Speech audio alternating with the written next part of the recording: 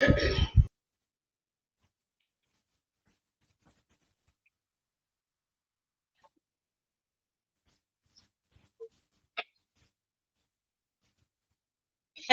good morning. Good morning, ma'am. Good morning, ma'am.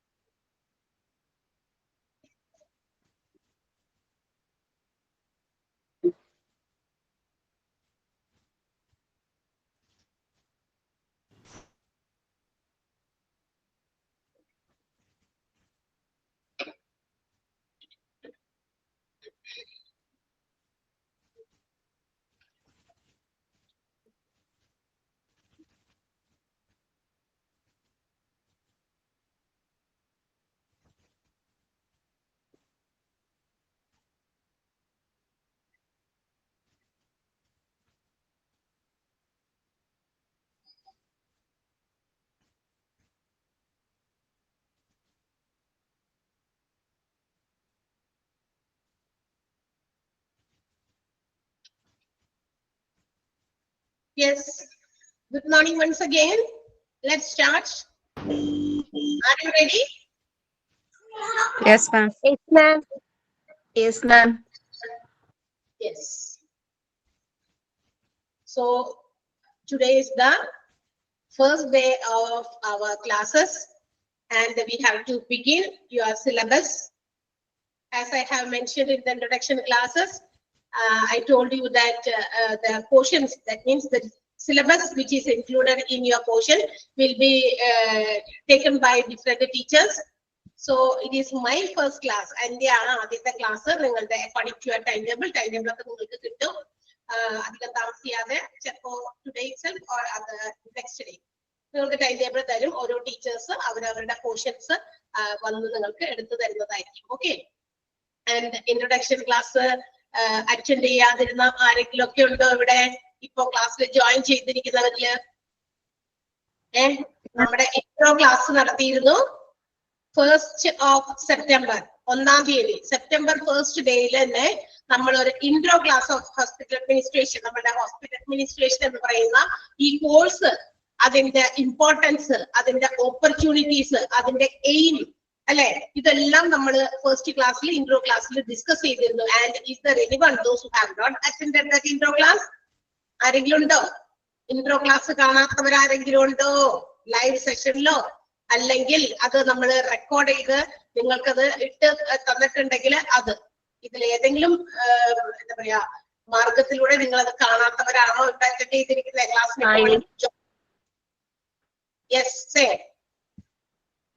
ചെയ്തിട്ടില്ല. അപർണ ക്ലാസ്സിൽ ഉണ്ടായിരുന്നില്ല, അഹാന ഉണ്ടായിരുന്നില്ല, ഉണ്ടായിരുന്നില്ല എന്നാണോ അല്ലെങ്കിൽ ഉണ്ടായിരുന്നു എന്നാണോ? എല്ലാവരും കണ്ടവരാണെന്നാണോ? ഞാനിപ്പോ സൗണ്ട് മ്യൂട്ട് ചെയ്തിട്ടില്ല, ഒന്ന് പറയാമോ? നിങ്ങൾ കണ്ടില്ല ക്ലാസ്? അറ്റൻഡ് ചെയ്തു, ഉണ്ടായിരുന്നില്ല ചിലര്, ആഹാരം ഉണ്ടായിരുന്നില്ല. സോ ഐ തിങ്ക് നിങ്ങൾക്ക് അതിന്റെ ആ ഇൻട്രൊഡക്ഷൻ ക്ലാസ്സിന്റെ റെക്കോർഡഡ് വീഡിയോ നിങ്ങൾക്ക് തന്നിട്ടുണ്ടോ? നിങ്ങളുടെ ക്ലാസ് ഗ്രൂപ്പിലേക്ക് ഇട്ട് തന്നിട്ടുണ്ടോ? അതാരെങ്കിലും ഒന്ന് പറയാമോ? അല്ലെങ്കിൽ ഇന്നായിരിക്കോ?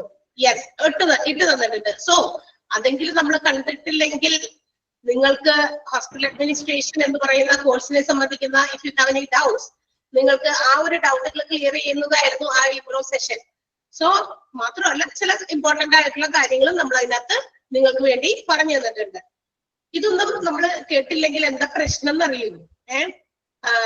ഓക്കെ, കണ്ടവര് ഓക്കെ, വെരി ഗുഡ്. കാണാത്തവര് ഇത് ഇനി കണ്ടില്ല എങ്കിൽ എന്താ പ്രശ്നം? ചില കാര്യങ്ങൾ, ചില ഇമ്പോർട്ടന്റ് മാറ്റേഴ്സും ഹോസ്പിറ്റൽ അഡ്മിനിസ്ട്രേഷൻ എന്ന് പറയുന്ന കോഴ്സിനെ സംബന്ധിക്കുന്ന നിങ്ങളുടേതായ ചില തോട്ട്സ്, നിങ്ങൾക്ക് ചിലപ്പോൾ ഡൗട്ട്സ് ഉണ്ടായിരിക്കും. എന്താണ് ഈ course? What is it for? What is the aim? What is the importance? And how to become a hospital administrator? അല്ലെങ്കിൽ അതിന്റെ ഓപ്പർച്യൂണിറ്റീസ് എവിടേക്കാണ്? And about the salary? ഇങ്ങനെയുള്ള കുറെ ഡീറ്റെയിൽസ് ഒക്കെ നമ്മൾ അവിടെ ഡിസ്കസ് ചെയ്തിരുന്നു. ഇത് നമ്മൾ അറിയാതെ നമ്മളിപ്പോ ക്ലാസ്സിലേക്കാണ് നമ്മൾ ഇന്ന് കിടക്കണേ. ഫസ്റ്റ് എന്താ പറയാ, നമ്മുടെ പോർഷൻസിലേക്ക് നമ്മൾ കിടക്കണേ. അത് കാണാതെ നിങ്ങൾക്ക് എന്തെങ്കിലും ഡൗട്ട്സ് ഉണ്ടോ? ഇനി ഇതിന്റെ ഇടയിൽ ടീച്ചേഴ്സ് വേറെ ഏതെങ്കിലും ഒക്കെ വരുമ്പോ, മറ്റു ടീച്ചേഴ്സുകളൊക്കെ വരുമ്പോ എന്ത് ചെയ്യും, നിങ്ങൾ അതിനെ കുറിച്ചിട്ട് അത്തരം കാര്യങ്ങളെ കുറിച്ച് സംശയമൊക്കെ ചോദിക്കും. എങ്ങനെയാണ് ഇത് പഠിച്ചു കഴിഞ്ഞാൽ എന്താ കാര്യം, അത് ഇത് എന്നൊക്കെ പറഞ്ഞിട്ടൊക്കെ കുറെ സംശയങ്ങൾ ചോദിക്കും. സോ അത് വെറുതെ വേസ്റ്റ് ഓഫ് ടൈം ആണ് എന്ന് ഞാൻ പറയും. കാരണം ടീച്ചേഴ്സിനോട് ചോദിക്കും, ടീച്ചേഴ്സിന് ചിലപ്പോൾ കറക്റ്റ് ആയിട്ടുള്ള ഒരു സൊല്യൂഷൻ ആൻസർ നിങ്ങൾക്ക് ചിലപ്പോൾ തരാൻ പറ്റിയെന്ന് വരില്ല. And also the time will be wasted. അവിടെ വെറുതെ സമയം പാഴാക്കും. നമ്മൾ പോർഷൻ എടുത്ത് തീർക്കേണ്ട സമയത്ത് നിങ്ങൾ ഇതുപോലെയുള്ള സംശയങ്ങളൊക്കെ ചോദിച്ചു വയ്ക്കും. അപ്പൊ അത്തരം സംശയങ്ങളൊക്കെ ഒഴിവാക്കാനാണ് ഇൻട്രോ ക്ലാസ് കാണും. ഒരു half part of the introduction class ആണ് നമ്മൾ ആ ഒരു 1-ാം തീയതി നിങ്ങൾക്ക് വേണ്ടി തന്നത്. അതിന്റെ ഒരു ബാക്കി ഭാഗം ഹാഫ് പാർട്ട് ഉണ്ടെന്ന് ഞാൻ അന്നേ തന്നെ സൂചിപ്പിച്ചിരുന്നു. അത് നമ്മുടെ മാനേജിംഗ് പാർട്ണർ ജയദേവ് സാർ ആയിരിക്കും നിങ്ങൾക്ക് ആ ഒരു ഇൻട്രോ ക്ലാസ് നിങ്ങൾക്ക് വേണ്ടി തരിക. അത് ഞാൻ പറഞ്ഞിരുന്നു. അതിനുള്ള ടൈമും ഡേറ്റും ഒക്കെ ഫിക്സ് ചെയ്ത് നിങ്ങൾക്ക് പറയും. അപ്പൊ അതനുസരിച്ച് നിങ്ങൾക്ക് ആ ക്ലാസ് തരുന്നതായിരിക്കും. ഓക്കെ, അപ്പൊ ഇത്തരം ക്ലാസ്സുകൾ ഉണ്ടെങ്കിൽ അതിനകത്ത് ഒരുപാട് കാര്യങ്ങൾ ഡിസ്കസ് ചെയ്യുന്നുണ്ട്, പറയുന്നുണ്ട്. അത് അറിയാതെ കേൾക്കാതെ പിന്നെയും നമ്മളിങ്ങനെ ഡൗട്ട് ക്ലാസ് എടുക്കുന്ന ടീച്ചേഴ്സിനോട് വന്ന് ചോദിച്ചു കഴിഞ്ഞാൽ അത് നമ്മളുടെ സമയം വെറുതെ പാഴാക്കുക, നല്ലൊരു സൊല്യൂഷൻ കിട്ടില്ല. ആൻഡ് ഞാൻ പറയാണ്, അത്തരം എന്തെങ്കിലും കാര്യങ്ങളെ കുറിച്ച് നിങ്ങൾക്ക് എന്തെങ്കിലും ഡൗട്ട്സ് ഉണ്ടെങ്കിൽ എന്റെ ഈ മുഖം കാണുമ്പോ ഒന്ന് ചോദിക്കുക. ആൻഡ് ഞാൻ കഴിഞ്ഞ ക്ലാസ്സിൽ പറഞ്ഞപ്പോൾ നിങ്ങൾക്ക് 2 ക്ലാസ് എന്റെ ഉണ്ട്. എന്റെ ടൈം ടേബിൾ അനുസരിച്ച് 2 ക്ലാസ്സിൽ ഞാൻ വരും. 2 ഡേയ്സിൽ വീക്ക്ലി 2 ഡേയ്സിൽ എന്റെ ക്ലാസ് ആയിരിക്കും. ആൻഡ് നിങ്ങൾക്ക് അത്തരം എന്തെങ്കിലും സംശയം ഉണ്ടെങ്കിൽ അങ്ങനെ ഓർത്തോർത്ത് ഇങ്ങനെ സൂക്ഷിച്ചു വെച്ച ഓർമ്മയില് എന്റെ മുഖം കാണുമ്പോൾ അതൊന്ന് ചോദിച്ചേക്കുക. ഓക്കെ, അല്ലാതെ വരുന്ന എല്ലാ ടീച്ചേഴ്സിനോടും ചോദിച്ച് വെറുതെ സമയം കളയരുത്. അത് ക്ലാസ് തുടങ്ങുന്നതിന് മുമ്പ് ഞാൻ കുറച്ച് അങ്ങനത്തെ കൂടി ഇൻസ്ട്രക്ഷൻസ് പറഞ്ഞിട്ട് തുടങ്ങാന്ന് വിചാരിച്ചിട്ടാ. ഇനിയും ആരെങ്കിലും കേൾക്കാത്തവരുണ്ടെങ്കിൽ അപ്പൊ അത് ദയവ് ചെയ്ത് അതൊരു റിക്വസ്റ്റ് തന്നെയാണ്. And you have to take it to consideration. ആ റിക്വസ്റ്റ് നിങ്ങളൊന്ന് പരിഗണനയിൽ എടുക്കണം. കാരണം അത് വീണ്ടും പറയാം, നിങ്ങൾ എന്നാലും ടീച്ചേഴ്സിനോട് ഇങ്ങനെ ഡൗട്ട്സ് അത്തരം കാര്യങ്ങൾ നിങ്ങളുടെ ടീച്ചർ എടുക്കുന്ന ടോപ്പിക് സംബന്ധിക്കുന്ന ഡൗട്ട്സ് നിങ്ങൾ ടീച്ചറോട് ചോദിച്ചോ. ടീച്ചർ എന്തെങ്കിലും പോർഷൻ എടുത്തുകൊണ്ടിരിക്കുമ്പോൾ നിങ്ങൾക്ക് ഡൗട്ട്സ് ഉണ്ടാകാം. അത് നിങ്ങൾ ടീച്ചറോട് തന്നെ ചോദിച്ച് ക്ലിയർ ചെയ്തു. ഞാൻ പറയുന്നത് മറ്റു കാര്യങ്ങളെ കുറിച്ചിട്ടാണ്. നമ്മുടെ സിലബസിനകത്തുള്ളതല്ലാത്ത പല കാര്യങ്ങളെ കുറിച്ച് നിങ്ങൾക്ക് ഡൗട്ട്സ് ഉണ്ടെങ്കിൽ നിങ്ങൾ എന്നോട് ചോദിക്കുക. അതിന് ഉത്തരം തരാനായിട്ട് ഞാൻ ശ്രമിക്കുന്നതായിരിക്കും. ഓക്കെ, ഒന്നുകൂടി ഓർമ്മിപ്പിച്ചു എന്ന് മാത്രം. ആൻഡ് ഞാൻ പറഞ്ഞിരുന്നു ഹോസ്പിറ്റൽ അഡ്മിനിസ്ട്രേഷൻ നമ്മളുടെ സിലബസിനകത്ത്. And that syllabus is divide into 4 parts. 4 ഭാഗങ്ങളായിട്ടാണ് ഡിവൈഡ് ചെയ്തിരിക്കുന്ന 4 മൊഡ്യൂൾസ്. 4 മൊഡ്യൂൾസിലും ഓരോ മൊഡ്യൂൾസിലും ഓരോ എന്താ പറയാ ചാപ്റ്റേഴ്സ് ആണ്. അതായത് ഇത്ര എണ്ണം ചാപ്റ്റേഴ്സ് ഉണ്ട്. Total 52 chapters in 4 modules. 4 മൊഡ്യൂളുകളിലായിട്ട് 52 ചാപ്റ്ററുകളാണ് നിങ്ങൾക്ക് പഠിക്കാനുള്ളത്. And let's begin with the first module. 1-ാമത്തെ മൊഡ്യൂൾ ആണ് നിങ്ങൾക്ക് ഇവിടെ സ്ക്രീനിൽ പ്രസന്റ് ചെയ്തിരിക്കുന്നത്. Can you see? കാണാൻ പറ്റുന്നുണ്ടോ? Yes, ma'am. Yes. So with your permission, ഞാൻ ഇനി മ്യൂട്ട് ചെയ്യാണ്. ഇനിയുള്ള ക്ലാസ്സുകൾ നമ്മൾ മ്യൂട്ട് ചെയ്തിട്ടായിരിക്കും എടുക്കുക. And if you have doubts, you can ask at the end of the class. I will give you 5 or 10 minutes. Last ഒരു 10 മിനിറ്റോ 5 മിനിറ്റോ ആവശ്യമുണ്ടെങ്കിൽ തരാം, അല്ലെങ്കിൽ കുഴപ്പമില്ല. ഓക്കെ, അപ്പോ ഇതാണ് ഫസ്റ്റ് മൊഡ്യൂള് പ്രസന്റ് ചെയ്തിരിക്കുന്നത് പോലെ. ആൻഡ് പ്രസന്റ് ചെയ്തിരിക്കുന്ന മൊഡ്യൂള് നിങ്ങൾക്ക് ഒരു ഇൻഡെക്സ് കൊടുത്തിട്ടുണ്ട്. ഫസ്റ്റ് മൊഡ്യൂളിൽ വരുന്ന ചാപ്റ്റേഴ്സ് ആണ്.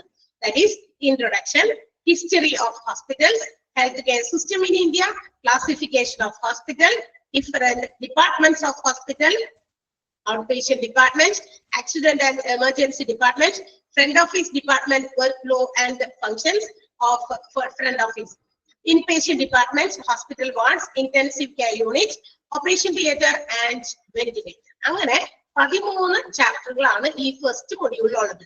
ആൻഡ് ലൈക്വൈസ് അതുപോലെ തന്നെ ഇനി സെക്കൻഡ് മൊഡ്യൂൾ ഉണ്ട്. സെക്കൻഡ് മൊഡ്യൂളിൽ 11 ചാപ്റ്റേഴ്സ് ഉണ്ട്.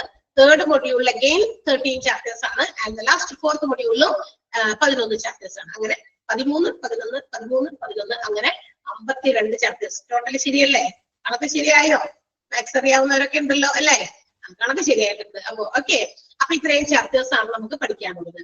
So introduction, history of hospitals, ഇങ്ങനെ ഓരോ ചാപ്റ്റേഴ്സ് ഇവിടെ ഉണ്ട്. വീണ്ടും എന്റെ മറ്റൊരു റിക്വസ്റ്റ് ആണ് നിങ്ങളോട്, വീണ്ടും നിങ്ങളെ സംശയങ്ങൾ ഉണ്ടാക്കരുത്. അതായത് നമുക്കൊരു സംശയമുണ്ട്, നമ്മൾ എന്നിട്ട് വന്നിങ്ങനെ എല്ലാവരോടും കൂടി ചോദിച്ച് മറ്റുള്ളവരെ കൂടെ സംശയം ഇല്ലാത്തവർക്കും കൂടി സംശയം സൃഷ്ടിക്കുന്ന രീതിയിലാക്കരുത്.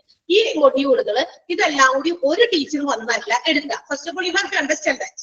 ഇതെല്ലാം കൂടി ഈ ഓരോ മൊഡ്യൂളിലും വരുന്ന എല്ലാ ചാപ്റ്റേഴ്സും കൂടി ഒരു ടീച്ചർ അല്ല എടുക്കുക. ഈ ചാപ്റ്റേഴ്സിനെ നമ്മൾ ഓരോ മൊഡ്യൂളിലും വരുന്ന ചാപ്റ്റേഴ്സിനെ നമ്മൾ എത്ര ടീച്ചേഴ്സ് ആണോ നിങ്ങൾക്ക് നിങ്ങളുടെ അവേഴ്സിൽ നിങ്ങൾക്ക് പഠിപ്പിക്കാനായിട്ടുള്ളത്, മേ ബി 3 or 4 ടീച്ചേഴ്സ് ഉണ്ടായിരിക്കാം, ചിലപ്പോൾ 5 ടീച്ചേഴ്സ് ഉണ്ടായിരിക്കാം, 5 ടീച്ചേഴ്സ്. ഇംഗ്ലീഷ് സെപ്പറേറ്റ് ആണ്, വീക്ക്ലി 1 day ഒരു ഇംഗ്ലീഷ് ക്ലാസ്സും ഉണ്ട്. അപ്പൊ ഈ ടീച്ചേഴ്സിന് ഡിവൈഡ് ചെയ്ത് കൊടുത്തിരിക്കുകയാണ്. ആ ഡിവൈഡ് ചെയ്ത് കൊടുത്തിരിക്കുന്ന ചാപ്റ്റേഴ്സ് അനുസരിച്ചായിരിക്കും ഓരോ ടീച്ചേഴ്സും അവരുടെ ക്ലാസ്സുകൾ എടുക്കുക. ഫോർ എക്സാമ്പിൾ, ഞാൻ ഇന്ന് എടുക്കാൻ പോകുന്നത് ഇതിനകത്ത് കാണുന്ന ഇൻട്രൊഡക്ഷൻ എന്ന് പറയുന്ന ഒരു ചാപ്റ്റർ ഉണ്ട്, ഹിസ്റ്ററി ഓഫ് ഹോസ്പിറ്റൽസ് ഉണ്ട്, health care system in India ഉണ്ട്, ക്ലാസിഫിക്കേഷൻ ഓഫ് ഹോസ്പിറ്റൽ ഉണ്ട്. ഇതൊന്നുമല്ല, 5ാമത്തെ chapter different departments of hospital എന്ന് പറയുന്ന ചാപ്റ്ററിനാണ് ഞാൻ തുടങ്ങുന്നത്. നമുക്കറിയാം ഒബിയസ്ലി ഈ ചാപ്റ്ററിന്റെ 1ാമത്തെ ചാപ്റ്റർ എടുക്കുന്നത് ഇൻട്രൊഡക്ഷൻ ആണല്ലോ. ടീച്ചർ എന്താ ഈ 5ാമത്തെ ചാപ്റ്ററിൽ പോയി എടുത്തേ എന്ന് നിങ്ങൾ ചിന്തിക്കേണ്ട. ഒരു ചാപ്റ്ററും മറ്റൊരു ചാപ്റ്ററിനോട് കണക്റ്റഡ് അല്ല, ഡിഫറെന്റ് ചാപ്റ്റേഴ്സ് ആണ്. നമുക്കറിയാം there are different departments in a hospital. ഒരു ഹോസ്പിറ്റലിൽ ചെല്ലുമ്പോൾ ഒരുപാട് ഡിപ്പാർട്ട്മെന്റുകൾ നമുക്ക് കാണാം. ഈ ഡിപ്പാർട്ട്മെന്റുകളൊക്കെ each and every one 1 by 1 ആയിട്ടൊക്കെ എന്താ പറയുക ഓരോ ചാപ്റ്ററിൽ ഇൻക്ലൂഡ് ചെയ്തിട്ടുണ്ട്. ഹോസ്പിറ്റലിന്റെ ഓരോ ഡിപ്പാർട്ട്മെന്റുകളെയും വളരെ ഡീപ്പായിട്ട് പരിചയപ്പെടുക എന്നുള്ളതാണ് ഹോസ്പിറ്റൽ അഡ്മിനിസ്ട്രേഷൻ കോഴ്സിന്റെ സിലബസിനകത്ത് ഇൻക്ലൂഡ് ചെയ്തിരിക്കുന്നത്. കാരണം നമ്മൾ ഹോസ്പിറ്റൽ അഡ്മിനിസ്ട്രേഷൻ എന്ന് പറയുന്നത് എന്താണ്, എന്തിനു വേണ്ടിയാണ് എന്ന് നമ്മൾ ഫസ്റ്റ് ഇൻട്രൊഡക്ഷൻ ക്ലാസ്സിൽ ഞാൻ നിങ്ങളോട് മെൻഷൻ ചെയ്തതാണ്. It is to manage, control, schedule each and every operations and activities of a hospital. ഒരു ഹോസ്പിറ്റലിന്റെ എല്ലാ ഡിപ്പാർട്ട്മെന്റുകളെയും എല്ലാ ആക്ടിവിറ്റീസിനെയും കൃത്യമായിട്ട് മാനേജ് ചെയ്യുക, ഓരോ കാര്യങ്ങൾ സ്കെഡ്യൂൾ ചെയ്യുക, കൺട്രോൾ ചെയ്യുക എന്നുള്ളതാണ് ഹോസ്പിറ്റൽ അഡ്മിനിസ്ട്രേഷൻ എന്ന് പറയുന്ന കോഴ്സ്. അതിന്റെ എയിം അതാണ്. ഓക്കെ, സോ അങ്ങനെ വരുമ്പോൾ we have to understand which are the different departments in a hospital. അപ്പൊ നമ്മൾ എന്ത് ചെയ്യണം, ഒരു കാര്യം മാനേജ് ചെയ്യാൻ പോകുന്ന ആൾക്കാർക്ക് അവിടെ എന്തൊക്കെയാ കാര്യങ്ങൾ എന്ന് അറിയണം, എന്നാലേ മാനേജ് ചെയ്യാൻ പറ്റുള്ളൂ. അങ്ങനെയല്ലേ? ഒരു സ്കൂളിന്റെ മാനേജിംഗ് ഡയറക്ടർ അല്ലെങ്കിൽ ഏതെങ്കിലും ഒരു ഓർഗനൈസേഷന്റെ മാനേജിംഗ് ഡയറക്ടർ മാനേജ് ചെയ്യുന്ന ആൾക്കാര് അവർക്ക് അവിടെ എന്തൊക്കെ കാര്യങ്ങൾ എന്ന് അറിയണം, എന്നാലേ മാനേജ് ചെയ്യാൻ പറ്റുള്ളൂ. അതുപോലെ തന്നെയാണ് നമ്മൾ ഹോസ്പിറ്റലിന്റെയും ഡിഫറെന്റ് ഡിപ്പാർട്ട്മെന്റ്സുകൾ ഏതൊക്കെയാണെന്ന് അറിഞ്ഞിട്ട് അതൊക്കെ മാനേജ് ചെയ്യേണ്ടത്. ഓക്കെ, അപ്പൊ അതൊക്കെയാണ് നമ്മുടെ ആ ഒരു 5th ചാപ്റ്ററിലുള്ളത്. അപ്പൊ ഞാൻ അതാണ് തുടങ്ങുന്നത്. അപ്പൊ ഇൻട്രൊഡക്ഷനും ബാക്കിയുള്ള ചാപ്റ്ററൊക്കെ ഓരോ ടീച്ചേഴ്സിന് അലോട്ട് ചെയ്ത് കൊടുത്തിട്ടുണ്ട്. അവരവരുടെ സിലബസ് അനുസരിച്ച് ആ കൊടുത്തിരിക്കുന്ന അലോട്ട് ചെയ്തിരിക്കുന്ന സിലബസുകൾ അവർ തന്നെ എടുക്കുന്നതായിരിക്കും. ഓക്കെ, അപ്പൊ നമുക്ക് ഡെയിലി 2 hour ക്ലാസ് ഉണ്ട്. മൺഡേ തുടങ്ങി ഫ്രൈഡേ വരെ, മൺഡേ ടു ഫ്രൈഡേ നമുക്ക് 2 hours ക്ലാസ് ഉണ്ട്. 10:30 to 12:30 ആണ് നിങ്ങളുടെ class duration in A day എന്ന് പറയുന്നത്. അപ്പൊ ഫസ്റ്റ് 1 hour എന്റെ ക്ലാസ് കഴിഞ്ഞ് കഴിയുമ്പോൾ അടുത്ത ടീച്ചർ കയറും. അപ്പൊ ടീച്ചർക്ക് കൊടുത്തിരിക്കുന്ന ടോപ്പിക്സ് എടുക്കും. സോ ഇൻട്രൊഡക്ഷൻ ക്ലാസ് ഒക്കെ ചിലപ്പോൾ അതായിരിക്കും. ഇൻട്രൊഡക്ഷൻ എന്ന് പറഞ്ഞാൽ ഇൻട്രൊഡക്ഷൻ ഈ ഹോസ്പിറ്റൽസിന്റെ ഇൻട്രൊഡക്ഷൻ ആണ്. എന്ന് വെച്ചാൽ എന്താ, ഹോസ്പിറ്റൽസിന്റെ ഉദ്ഭവം, അതിന്റെ സോഴ്സ്, അത് എവിടെ നിന്നാണ്, എങ്ങനെ വന്നു, എങ്ങനെയാണ് അതിന്റെ ഒരു ഐഡിയ ഉണ്ടായത്, എവിടെ നിന്നാണ് അതിന്റെ ആ ഒരു ഇൻട്രൊഡക്ഷൻ എന്നുള്ളതിനെ കുറിച്ചിട്ടാണ് ഒരു ഒറ്റ പേജുള്ളൂ ഒരു ചാപ്റ്റർ ആണ്. ഓക്കെ, അതിന്റെ ശേഷം ഹിസ്റ്ററി ഓഫ് ഹോസ്പിറ്റൽസ്. ഈ ഹോസ്പിറ്റലിന്റെ കുറെ ചരിത്രങ്ങളാണ്. ഇപ്പൊ എന്താ പറയാ, ഒരുപാട് രീതിയിലുള്ള ഹോസ്പിറ്റൽസ് ഒക്കെ ഉണ്ട് അല്ലെ. നമ്മൾ ഇംഗ്ലീഷ് മരുന്ന് എന്ന് പറയും, അലോപ്പതി, ആയുർവേദിക്, അതുപോലെ തന്നെ ഹോമിയോപ്പതി, അങ്ങനെ ഡിഫറെന്റ് കാറ്റഗറീസ് ഉണ്ട് ഹോസ്പിറ്റൽസിന് തന്നെ. അവർ പ്രൊവൈഡ് ചെയ്യുന്ന ട്രീറ്റ്മെന്റുകളുടെ ആ ഒരു വേരിയേഷൻസ് അനുസരിച്ച് അതൊക്കെയാണ് അവിടെ പറയാം ഹിസ്റ്ററി ഓഫ് ഹോസ്പിറ്റൽസിൽ. പിന്നെ health care system in India, നമ്മുടെ ഇന്ത്യയിലുള്ള ഹെൽത്ത് കെയർ സിസ്റ്റത്തെ കുറിച്ചിട്ടുള്ള ചില കാര്യങ്ങൾ മെൻഷൻ ചെയ്യുന്നതാണ് ആ ഒരു ചാപ്റ്ററിൽ. അതൊക്കെ ഓരോ ടീച്ചേഴ്സും അവരവരുടെ ടോപ്പിക് കൊടുത്തിരിക്കുന്ന അനുസരിച്ച് എടുത്തോളും. നിങ്ങൾ ഭയപ്പെടേണ്ട. നിങ്ങൾ ഒരു കാര്യം ഓർക്കുക, ഓരോ മൊഡ്യൂളിലും ടീച്ചേഴ്സ് ആ മൊഡ്യൂൾ കംപ്ലീറ്റ് ചെയ്തിട്ടുണ്ടോ. അതിപ്പോ ഫസ്റ്റ് മൊഡ്യൂൾ എടുത്തുകൊണ്ടിരിക്കുന്ന ടീച്ചർക്ക് എന്താ പറയാ, ചിലപ്പോൾ 3-4 ചാപ്റ്റർ ഉണ്ടായിരിക്കും. അത് കഴിഞ്ഞിട്ടാണ് സെക്കൻഡ് മൊഡ്യൂളിലേക്ക് അവർ കടക്കുള്ളൂ. മനസ്സിലാവുന്നുണ്ടോ? ഫസ്റ്റ് മൊഡ്യൂളിൽ അവർക്ക് കൊടുത്തിരിക്കുന്ന ചാപ്റ്റേഴ്സ് തീരുമ്പോൾ obviously they will enter into the second module. Second മൊഡ്യൂളിലേക്ക് അവർ കടന്നോളും. അവർക്കറിയാം അവർക്ക് കൊടുത്തിരിക്കുന്ന ചാപ്റ്റേഴ്സ് തീർക്കണം. That's our aim. നമുക്ക് ഓരോരുത്തർക്കും അലോട്ട് ചെയ്തിരിക്കുന്ന ചാപ്റ്റേഴ്സ് തീർക്കണം എന്നുള്ളതാണ് നമ്മളുടെ എയിം. ഓക്കെ, അപ്പൊ ചിലപ്പോൾ ഒരു ടീച്ചറിന്റെ 1ാമത്തെ മൊഡ്യൂളിലെ ചാപ്റ്റർ തീർന്നുണ്ടാവില്ല. ചിലപ്പോൾ വേറെ ടീച്ചർ എന്ത് ചെയ്തിട്ടുണ്ടാവും, സെക്കൻഡ് മൊഡ്യൂളിലേക്ക് എൻ്റർ ചെയ്തിട്ടുണ്ടാവും. നോ പ്രോബ്ലം, നോ വറീസ്, ആരും ഭയപ്പെടേണ്ട.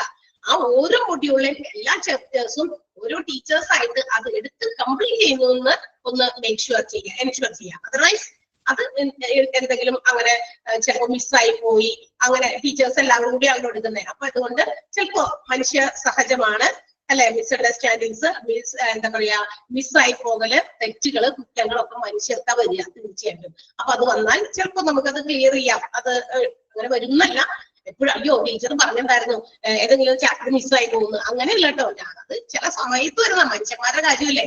അപ്പൊ അങ്ങനെ ഞാൻ വരികയാണെങ്കിൽ അത് ഒന്ന് ഇൻഫോം ചെയ്യാം ടീച്ചേഴ്സിനെ, അല്ലെങ്കിൽ എന്നെ ഇൻഫോം ചെയ്യാം. ഓക്കെ, അപ്പൊ ഇതൊക്കെ എനിക്ക് കുറച്ച് കാര്യങ്ങൾ നിങ്ങളോട് പറയാനുള്ളതായിരുന്നു. അപ്പൊ അതുകൊണ്ട് ദയവ് ചെയ്ത് നിങ്ങൾ അതൊന്ന് ആലോചിക്കാം. ടീച്ചർ ഒന്നാമത്തെ ചാപ്റ്റർ ആദ്യത്തെ ടീച്ചർ വന്ന് എടുത്തില്ല, ആ ടീച്ചർ വേറെ ചാപ്റ്റർ 5ാമത്തെ ചാപ്റ്റർ കയറി എടുത്തിരിക്കുന്നു എന്നൊക്കെ പറഞ്ഞ് നമ്മൾ വെറുതെ വറീസ് ഉണ്ടാക്കണ്ട, ഡൗട്ട്സ് ഉണ്ടാക്കണ്ട. ഈ പറയുന്ന ഇവിടെ 13 ചാപ്റ്റർ നിങ്ങൾക്ക് ഇവിടെ സ്ക്രീനിൽ കാണാൻ പ്രസന്റ് ചെയ്തിരിക്കുന്നത്. ഇതിങ്ങനെ ഓരോരുത്തർ അവരവർക്ക് കൊടുത്തിരിക്കുന്ന ടോപ്പിക്സ് അനുസരിച്ച് 1 by 1 ആയിട്ട് after completing 1 chapter they will go to the next chapter. അടുത്ത ചാപ്റ്ററിലേക്ക് പോകുന്നു, അങ്ങനെ പോകുന്നു. ക്ലിയർ ആയോ? Have you any doubts regarding the chapters which is to be taken by the teachers? Okay, അപ്പൊ ഇതാണ് നമ്മളുടെ ഒരു രീതി. അങ്ങനെയാണ് നമ്മൾ ചെയ്തുകൊണ്ടിരിക്കുന്നത്. നിങ്ങൾക്ക് ഈ 52 ചാപ്റ്ററിൽ നിന്ന് ഒരു ലൈവ് പോലും വിടാതെ, that means last end part വരെ നമ്മൾ എടുത്ത് തീർത്തിട്ടേ നമ്മുടെ കോഴ്സ് നമ്മൾ കംപ്ലീറ്റ് ചെയ്ത് ഗുഡ് ബൈ പറയുള്ളൂ. ഓക്കെ, അപ്പൊ അതുകൊണ്ട് പേടിക്കേണ്ട ആവശ്യമില്ല. Clear? So let's move to the chapter. നമുക്ക് കടക്കാനുള്ളത് ഞാൻ പറഞ്ഞതുപോലെ തന്നെ. അപ്പൊ നിങ്ങൾ വേണമെങ്കിൽ അങ്ങനെ ഓരോ ചാപ്റ്റർ നിങ്ങൾക്ക് എന്താ പറയാ നോട്ടൊക്കെ അവിടെ ഇട്ട് തരും. ടെക്സ്റ്റ് ബുക്കുകളോ എന്താണോ ഏത് രീതിയിലാണോ നിങ്ങൾ പഠിക്കുന്നത്. ചിലർ ടെക്സ്റ്റ് ബുക്ക് ചോദിച്ചിട്ട് ഓഫീസിൽ നിന്ന് അറിയിക്കുമ്പോൾ നിങ്ങൾക്ക് ടെക്സ്റ്റ് ബുക്കുകൾ വേണമെങ്കിൽ ഇഷ്യൂ ചെയ്ത് തരും. അപ്പൊ എങ്ങനെയാണോ നിങ്ങൾ പഠിക്കുന്നത് ആ ടോപ്പിക്കിന്റെ മുകളിൽ ഇപ്പൊ ഞാൻ എടുക്കുന്നത് ഡിഫറെന്റ് ഡിപ്പാർട്ട്മെന്റ്സിന്റെ ഹോസ്പിറ്റൽ എന്ന് പറയുന്ന കുഞ്ഞു ചാപ്റ്റർ ഒന്നുമല്ല, കുറച്ച് വലിയ ചാപ്റ്റർ ഒക്കെയാണ്. ബാക്കിയൊക്കെ വളരെ കുറച്ചാണ്, ഒരു പേജുള്ളൂ. ഞാൻ പറഞ്ഞില്ലേ ഇൻട്രൊഡക്ഷൻ എന്ന് പറഞ്ഞ ചാപ്റ്റർ ഫസ്റ്റ് ചാപ്റ്റർ ആണ്. അത് ഒരു ഇച്ചിക്കോളുള്ളൂ കേട്ടോ, ഒരു ഒറ്റ പേജുള്ളൂ. Then second one history of hospitals ആണ്. അതൊരു 3-4 പേജ് ഉണ്ട്, അത്രേ ഉള്ളൂ. അതും 4 pages ആണ്. Third one health care system of India ആണ്. അതും അതുപോലെ തന്നെ അധികം പേജസ് ഒന്നുമില്ല, വളരെ കുറച്ചുള്ളൂ, 2 പേജുള്ളൂ, 2-3 പേജ് കണ്ടുള്ളൂ. അതിനുശേഷം വരുന്നതാണ് ക്ലാസിഫിക്കേഷൻ ഓഫ് ഹോസ്പിറ്റൽസ്. അതും അത്രയധികം ഒന്നുമില്ല. നമുക്ക് പഠിക്കാനുള്ള ഞാൻ എടുക്കാൻ പോകുന്ന ചാപ്റ്റർ അതാണ് ഡിഫറെന്റ് ഡിപ്പാർട്ട്മെന്റ്സിന്റെ ഹോസ്പിറ്റൽ, കുറച്ച് വലിയ ചാപ്റ്റർ ആണ്. ഓക്കെ, അപ്പൊ ഈ ഒരു ചാപ്റ്റർ ആണ് നമ്മൾ എടുക്കുന്നത്. അപ്പൊ ആ എടുക്കുന്ന ചാപ്റ്റർ ഓരോ ടീച്ചറിന്റെ പേര് വേണമെങ്കിൽ നിങ്ങൾ അതിന്റെ മുകളിൽ നിന്ന് എഴുതിയെടുത്തു. അത് ആരെടുത്തു എന്നൊന്ന് അറിയാലോ അല്ലെ. ഓരോ ചാപ്റ്റർ എടുക്കുമ്പോ ഇന്ന ചാപ്റ്റർ, ഇപ്പൊ ഞാൻ എന്റെ പേര് അറിയോ മറന്നുപോയാ എന്ന് പറയാമോ ആരെങ്കിലും? ടൈപ്പ് ചെയ്യോ? മറന്നു? Yes, okay. നിഷ എന്നാണ് എന്റെ പേര്. അപ്പൊ നമ്മളുടെ പേര് അവിടെ ഒന്ന് എഴുതി വെച്ചേക്കാം. നിഷ മിസ് ആണ് ഡിഫറെന്റ് ഡിപ്പാർട്ട്മെന്റ്സ് ഇൻ ഹോസ്പിറ്റലിൽ എടുത്തത്. That's all. അപ്പൊ പേര് എഴുതി വെച്ചാൽ നിങ്ങൾക്ക് ടീച്ചേഴ്സിന്റെ പേരും മറക്കൂല. പിന്നെന്താ, ആ ടീച്ചറിനെയുമായിട്ട് കണക്ട് ചെയ്ത് നിങ്ങൾക്ക് കാര്യങ്ങൾ ആലോചിച്ച് മനസ്സിലാക്കിയെടുക്കാനും ഒക്കെ ഹെൽപ്പ് ചെയ്യും. ഓക്കെ, അപ്പൊ അതും കൂടിയാണ് എനിക്ക് ഓർമ്മിപ്പിക്കാനുള്ളത്. നിങ്ങൾ വേറെ നോട്ടൊന്നും എഴുതണമെന്ന് നിർബന്ധമൊന്നുമില്ല, ലക്ചർ നോട്ടൊന്നും എഴുതേണ്ട ആവശ്യമൊന്നുമില്ല. Because all the things which is mentioned in your or explained in your topics നിങ്ങളുടെ ബുക്കിൽ അല്ലെങ്കിൽ നോട്ടിൽ ഇവിടെ എന്താണോ തന്നേക്കുന്നത് അതാണ് നമ്മൾ നിങ്ങൾക്ക് പറഞ്ഞു തരുന്നുള്ളൂ. എക്സ്ട്രാ നിങ്ങൾ വേറെ നോട്ട് ഇതുമായി കണക്ട് ചെയ്ത് മറ്റൊരു കാര്യം ഒന്നും നമുക്ക് ആവശ്യമില്ല. നിങ്ങൾക്ക് ഹോസ്പിറ്റൽ അഡ്മിനിസ്റ്റർ ചെയ്യാൻ, ഒരു ഹോസ്പിറ്റലിനെ മാനേജ് ചെയ്യാൻ വേണ്ട സകല എക്സ്പ്ലനേഷൻസും ഡീറ്റെയിൽസും ആണ് നിങ്ങൾക്ക് ഓരോ ചാപ്റ്ററിലും തന്നിരിക്കുന്നത്. അപ്പൊ വാട്ട് എവർ ഇറ്റ് ഈസ്, എന്താണ് വേണ്ടത് അതെല്ലാം ഈ ചാപ്റ്റേഴ്സിൽ ഇവിടെ തന്നെ നിങ്ങളുടെ ബുക്കിൽ അല്ലെങ്കിൽ നിങ്ങൾക്ക് തരുന്ന നോട്ടിൽ ഉണ്ട്. പിന്നെ നമ്മൾ ഒരു എക്സ്ട്രാ നോട്ട് ഉണ്ടാക്കി തയ്യാറാക്കി പഠിക്കണമെന്ന് നിർബന്ധമില്ല. It's not compulsory. ഇനി അങ്ങനെ പഠിച്ചാൽ എനിക്ക് മനസ്സിലാകൂ എന്നുണ്ടെങ്കിൽ ഞാൻ തടസ്സം നിൽക്കുന്നില്ല. യു ക്യാൻ, നിങ്ങൾക്ക് ചെയ്യാം. പക്ഷെ നമുക്ക് അതിനു വേണ്ടി ടീച്ചർ എന്താ പറയാ, അത് നിങ്ങൾക്ക് നോട്ട് എഴുതാൻ വേണ്ടിയിട്ട് അങ്ങനെ ഒരു എക്സ്പ്ലനേഷൻ ചിലപ്പോ ടീച്ചേഴ്സിന് തരാൻ പറ്റില്ല. ബിക്കോസ് നിങ്ങൾക്കറിയാം ഷോർട്ട് ഡ്യൂറേഷനിലുള്ള ഒരു കോഴ്സാണ്. 6 മാസം. ടീച്ചർ അതൊന്നുകൂടി ഒന്ന് എക്സ്പ്ലെയിൻ ചെയ്തിട്ട് ഞാനൊന്നും അങ്ങോട്ട് എഴുതി വെക്കട്ടെ എന്ന് പറഞ്ഞിട്ട് 1-2 പേർക്ക് വേണ്ടി നമ്മളത് സമയം കളയാനും പറ്റില്ല, ബുദ്ധിമുട്ടാണ്. അപ്പൊ അതുകൊണ്ട് വളരെ ഷോർട്ടായിട്ട് ഇപ്പൊ ചില വേർഡ്സിന്റെ മീനിങ് അങ്ങനെയൊക്കെ എന്തെങ്കിലുമൊക്കെ ഉണ്ടെങ്കിൽ നിങ്ങൾക്കൊന്ന് ഷോർട്ടായിട്ട് മലയാളത്തിലൊന്ന് വേണമെങ്കിൽ അറിയാൻ വേണ്ടി ആ നോട്ടിന്റെ അല്ല അരികത്തായിട്ടോ ആ ഏത് വേർഡാണോ അതിന്റെ അടിയിലൊന്ന് അണ്ടർലൈൻ ചെയ്തിട്ട് അതിന്റെ മുകളിലായിട്ടോ ഒന്ന് വെറുതെ എഴുതി വെക്കാം. ഓക്കെ, അതൊക്കെ മതി. അല്ലാതെ വലിയ നോട്ട്ബുക്ക് ഒന്നും തയ്യാറാക്കി വെക്കേണ്ട ആവശ്യമൊന്നുമില്ല. ഓക്കെ, അതുകൂടി നിങ്ങൾ അറിയിക്കുകയാണ്. അപ്പൊ ചില ആളുകൾ അങ്ങനെ എഴുതും. അപ്പൊ ടീച്ചറെ അതൊന്നുകൂടി പറഞ്ഞാൽ ഞാനൊന്ന് എഴുതിയെടുക്കുകയാണ് എന്ന് പറഞ്ഞു കഴിഞ്ഞാൽ ചിലപ്പോൾ ഇച്ചിരി ബുദ്ധിമുട്ടായിരിക്കും. കാരണം നമ്മൾ ഉദ്ദേശിക്കുന്ന ആ ഒരു സമയത്തിനുള്ളിൽ you cannot complete the course. Course complete ചെയ്യാനായിട്ട് ഇച്ചിരി ബുദ്ധിമുട്ടായിരിക്കും. സോ അതുകൊണ്ടാണ് കേട്ടോ, അല്ലാണ്ട് വേറെ കുഴപ്പമൊന്നുമില്ല. ഇതിപ്പോ ഒരു വർഷത്തെ കോഴ്സ് ആയിരുന്നുവെങ്കിൽ നമുക്ക് പതുക്കെ എന്താ പറയാ നോട്ടൊക്കെ എഴുതി കുറച്ച് എക്സ്പ്ലനേഷൻസ് ഒക്കെ തന്ന് നിങ്ങൾക്ക് സമയം തന്ന് നമുക്ക് ഈ ലൈവായിട്ട് ഇരുന്ന് തന്നെ നോട്ടുകൾ നിങ്ങളെ കൊണ്ട് എഴുതിപ്പിച്ച് ഒക്കെ ചെയ്യാമായിരുന്നു. പക്ഷെ അതിനുള്ള സമയം നമുക്കില്ല. അതുകൊണ്ടാണ് വൃത്തിയായിട്ട് നിങ്ങളുടെ ഈ നോട്ടിനകത്ത് എല്ലാം ഉണ്ട്, എല്ലാം മനസ്സിലാകുന്ന സിമ്പിൾ എന്താ പറയാ ലാംഗ്വേജിലാണ് എഴുതിയിരിക്കുന്നത്. അപ്പൊ അതുകൊണ്ട് വലിയ ബുദ്ധിമുട്ടൊന്നും ഉണ്ടാകില്ല കേട്ടോ. അപ്പൊ നിങ്ങൾ അതൊന്നും ഓർത്ത് പേടിക്കണ്ട, നോട്ടൊക്കെ കണ്ടിട്ട് പേടിക്കൊന്നും വേണ്ട. 1-2 പ്രാവശ്യം നമ്മൾ എടുക്കുന്ന ഭാഗം ടീച്ചേഴ്സ് 2 മണിക്കൂർ ക്ലാസ് അല്ലേ ഉള്ളൂ, 1 മണിക്കൂർ വീതം 2 ടീച്ചേഴ്സും എടുക്കുന്ന ഈ ക്ലാസ് നിങ്ങൾ 2-3 പ്രാവശ്യം, മാക്സിമം ഒരു 3 പേജസ് മാക്സിമം ഒരു ദിവസം ക്ലാസ് എടുക്കാൻ പറ്റുള്ളൂ ഒരു ടീച്ചർക്ക്. മാക്സിമം ആണ് കേട്ടോ, എന്റെ കാര്യമല്ല ഞാൻ പറഞ്ഞത്. എന്റെ ചിലപ്പോൾ 1 പേജ് തന്നെ തീരില്ല. കാരണം അങ്ങനത്തെയാണ്, എല്ലാ ഡിപ്പാർട്ട്മെന്റ്സിനെയും കുറിച്ച് പരിചയപ്പെടുത്താണേ. അപ്പൊ അതുകൊണ്ട് അങ്ങനെ വരുമ്പോൾ നിങ്ങൾ ആ ഇത്രയും ഭാഗം 1-2-3 പ്രാവശ്യം വായിച്ചു കൊടുക്കുക. ആൻഡ് ഡെയിലി നിങ്ങൾക്ക് മോക്ക് ടെസ്റ്റ് ഉണ്ടായിരിക്കും. എടുക്കുന്ന ഭാഗത്തെ സംബന്ധിക്കുന്ന ഒരു 5 ക്വസ്റ്റ്യൻസ് വീതം നിങ്ങൾക്ക് മോക്ക് ടെസ്റ്റ് തരും. ദാറ്റ് മീൻസ് നിങ്ങൾക്ക് അത് നിങ്ങളുടെ എത്രത്തോളം നിങ്ങൾ ആ എടുത്ത ഭാഗം മനസ്സിലാക്കി, അത് ക്വസ്റ്റ്യൻസ് നിങ്ങൾ എങ്ങനെ ഹാൻഡിൽ ചെയ്യുന്നു, എങ്ങനെ നിങ്ങൾ ആൻസർ ചെയ്യുന്നു എന്നൊക്കെ അറിയാൻ വേണ്ടിയിട്ടാണ് മോക്ക് ടെസ്റ്റ് എടുക്കുന്നത്. That will help you for your exams. നിങ്ങളുടെ പരീക്ഷയ്ക്ക് നിങ്ങൾ അതിന് വളരെയധികം ഹെൽപ്ഫുൾ ആയിരിക്കും. ഓക്കെ, സോ വിത്ത് ഓൾ എന്താ പറയാ എല്ലാ കാര്യങ്ങളും നമ്മളിപ്പോ കേട്ടു അറിഞ്ഞു, ബാക്കിയെല്ലാം കഴിഞ്ഞു. അപ്പൊ നമ്മള് നിങ്ങളുടെ എന്താ പറയാ നിങ്ങൾ ആദ്യമായിട്ട് തുടങ്ങുന്ന അല്ലെങ്കിൽ കുറെ നാളുകൾക്ക് ശേഷം പഠിക്കുന്നവരൊക്കെ എല്ലായിരിക്കും. പിന്നെ ഒരു ഒരു ന്യൂ വെഞ്ചറാണ്, ഒരു ന്യൂ പ്രോജക്റ്റ് ആണ് നമ്മൾ ഏറ്റെടുത്തിരിക്കുന്നത്. അപ്പൊ അത് നിങ്ങൾ നല്ല രീതിയിൽ കംപ്ലീറ്റ് ചെയ്യാനും എല്ലാത്തിനും with all wishes and prayers നമുക്ക് സ്റ്റാർട്ട് ചെയ്യാം അല്ലെ. അപ്പൊ നമ്മളുടെ ചാപ്റ്ററിന്റെ പേര് മറക്കണ്ട. എന്താണ് ചാപ്റ്ററിന്റെ പേര്? ദാറ്റ് ഈസ് 5th ചാപ്റ്റർ ആണ് കേട്ടോ. Different departments of A hospital. ഹോസ്പിറ്റലിന്റെ വിവിധ വിഭാഗങ്ങൾ, ഡിപ്പാർട്ട്മെന്റുകൾ.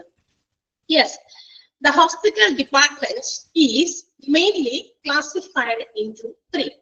പ്രധാനമായിട്ടും ഹോസ്പിറ്റലിന്റെ ഡിപ്പാർട്ട്മെന്റുകളെ 3 ബ്രോഡ് ക്ലാസിഫിക്കേഷൻ ആണ്, വിശാലമായ രീതിയിൽ 3 ഹോസ്പിറ്റൽ ഡിപ്പാർട്ട്മെന്റുകളെ ഡിവൈഡ് ചെയ്തിരിക്കുന്നത്. That are medical departments. ഒന്നാമത്തേത് medical department, second one supportive department, and the third one administrative departments. See, you can see the table which is presented here. The table ഒറ്റ നോട്ടത്തിൽ നമുക്ക് മനസ്സിലാക്കാൻ വേണ്ടി വളരെ എന്താ പറയാ ഷോർട്ട് ആയിട്ട് അല്ലെ, ടാബുലർ പ്രസന്റേഷൻ ഒക്കെ പെട്ടെന്ന് നമ്മുടെ തലയിൽ കയറും. ടാബുലർ പ്രസന്റേഷൻ, ഡയഗ്രാംസ് അല്ലെ, ടേബിൾ രൂപത്തിലുള്ള പ്രസന്റേഷൻസ് ഒക്കെ പെട്ടെന്ന് നമുക്ക് ക്യാച്ച് ചെയ്യാൻ പറ്റും അല്ലെ. ഇപ്പൊ നമ്മളിങ്ങനെ കുറെ വാരി വലിച്ച് ഇങ്ങനെ കുറെ പാരഗ്രാഫുകൾ പോലെ ഇങ്ങനെ എഴുതുമ്പോൾ അത് നമ്മളിങ്ങനെ കുറെ നേരം വായിച്ച് കുറച്ച് കഴിയുമ്പോൾ മടി വരും, അങ്ങനെയൊക്കെ തോന്നും അല്ലെ. അതിനേക്കാൾ കുറച്ചും കൂടി നമുക്ക് എന്താ പറയാ പ്ലീസിംഗ് ആയിട്ടുള്ള ഒരു രീതിയാണ് ടാബുലർ റെപ്രസെന്റേഷൻ, ഡയഗ്രമാറ്റിക് റെപ്രസെന്റേഷൻ ഒക്കെ നിങ്ങൾ പഠിച്ചിട്ടുണ്ടായിരിക്കും, ഡിഗ്രിക്കൊക്കെ പഠിച്ചിട്ടുണ്ടായിരിക്കും അല്ലെ. അപ്പൊ ഇതൊരു ടേബിൾ ഫോമിൽ ഇങ്ങനെ വളരെ സിമ്പിൾ ആയിട്ട് റെപ്രസെന്റ് ചെയ്തിരിക്കുകയാണ്. ഹോസ്പിറ്റലിന്റെ ഡിപ്പാർട്ട്മെന്റുകളെ ക്യാൻ ബി ഡിവൈഡഡ് ഇൻടു 3. അത് ഏതൊക്കെയാണ്? Medical department, supportive department and administrative department. ഇങ്ങനെ 3 രീതിയിലാണ് ഹോസ്പിറ്റലിന്റെ ഡിപ്പാർട്ട്മെന്റുകളെ ഡിവൈഡ് ചെയ്തിരിക്കുന്നത്. And let's see which are what are they. അതെന്തൊക്കെയാണെന്ന് വീണ്ടും ഡിവൈഡ് ചെയ്തിട്ടുണ്ട്. ഇതിനെക്കുറിച്ച് ഓരോന്നിനും വീണ്ടും വളരെ ഡീറ്റെയിൽഡ് ആയിട്ടുള്ള എക്സ്പ്ലനേഷൻസ് ഇവിടെ വേറെ സ്ഥലത്തൊക്കെ കാണുന്നുണ്ട്. അതുകൊണ്ട് നമുക്ക് ഇതിനൊക്കെ വളരെ ഷോർട്ട് ആയിട്ട് എങ്ങനെയൊക്കെയാണെന്ന് ഒന്നുകൂടി നോക്കാം. Medical department. മെഡിക്കൽ ഡിപ്പാർട്ട്മെന്റ് എന്ന് പറയുന്നതാണ് ഫസ്റ്റ് ക്ലാസിഫിക്കേഷൻ. ഹോസ്പിറ്റലിന്റെ ഡിപ്പാർട്ട്മെന്റിന്റെ ഫസ്റ്റ് ക്ലാസിഫിക്കേഷൻ ആണ് മെഡിക്കൽ ഡിപ്പാർട്ട്മെന്റ്. എന്താണ് medical department? That means the type of treatment which is to be provided to the patients. ഒരു ഹോസ്പിറ്റലിൽ വരുന്ന പേഷ്യൻസിന് എന്ത് തരത്തിലുള്ള ട്രീറ്റ്മെന്റ് ആണ് പ്രൊവൈഡ് ചെയ്യുന്നത് എന്നതിന്റെ അടിസ്ഥാനത്തിലാണ് ഈ ആദ്യത്തെ ക്ലാസിഫിക്കേഷൻ, മെഡിക്കൽ ഡിപ്പാർട്ട്മെന്റ് എന്ന് പറയുന്ന classification. What type of treatments are provided to the patients? ഒരു ഹോസ്പിറ്റലിൽ വരുന്ന പേഷ്യൻസിന് ഏതൊക്കെ രീതിയിലുള്ള ട്രീറ്റ്മെന്റ് പ്രൊവൈഡ് ചെയ്യുന്നുണ്ട്? രണ്ട് രീതിയിലുള്ള ട്രീറ്റ്മെന്റ് ആണ് പ്രൊവൈഡ് ചെയ്യുന്നത്. That is, first one OPD and the second one is IPD. What do you mean by OPD and IPD? എന്താ OPD? അതൊരു ഷോർട്ട് ഫോം ആണ്. അതിന്റെ expanded form what will be?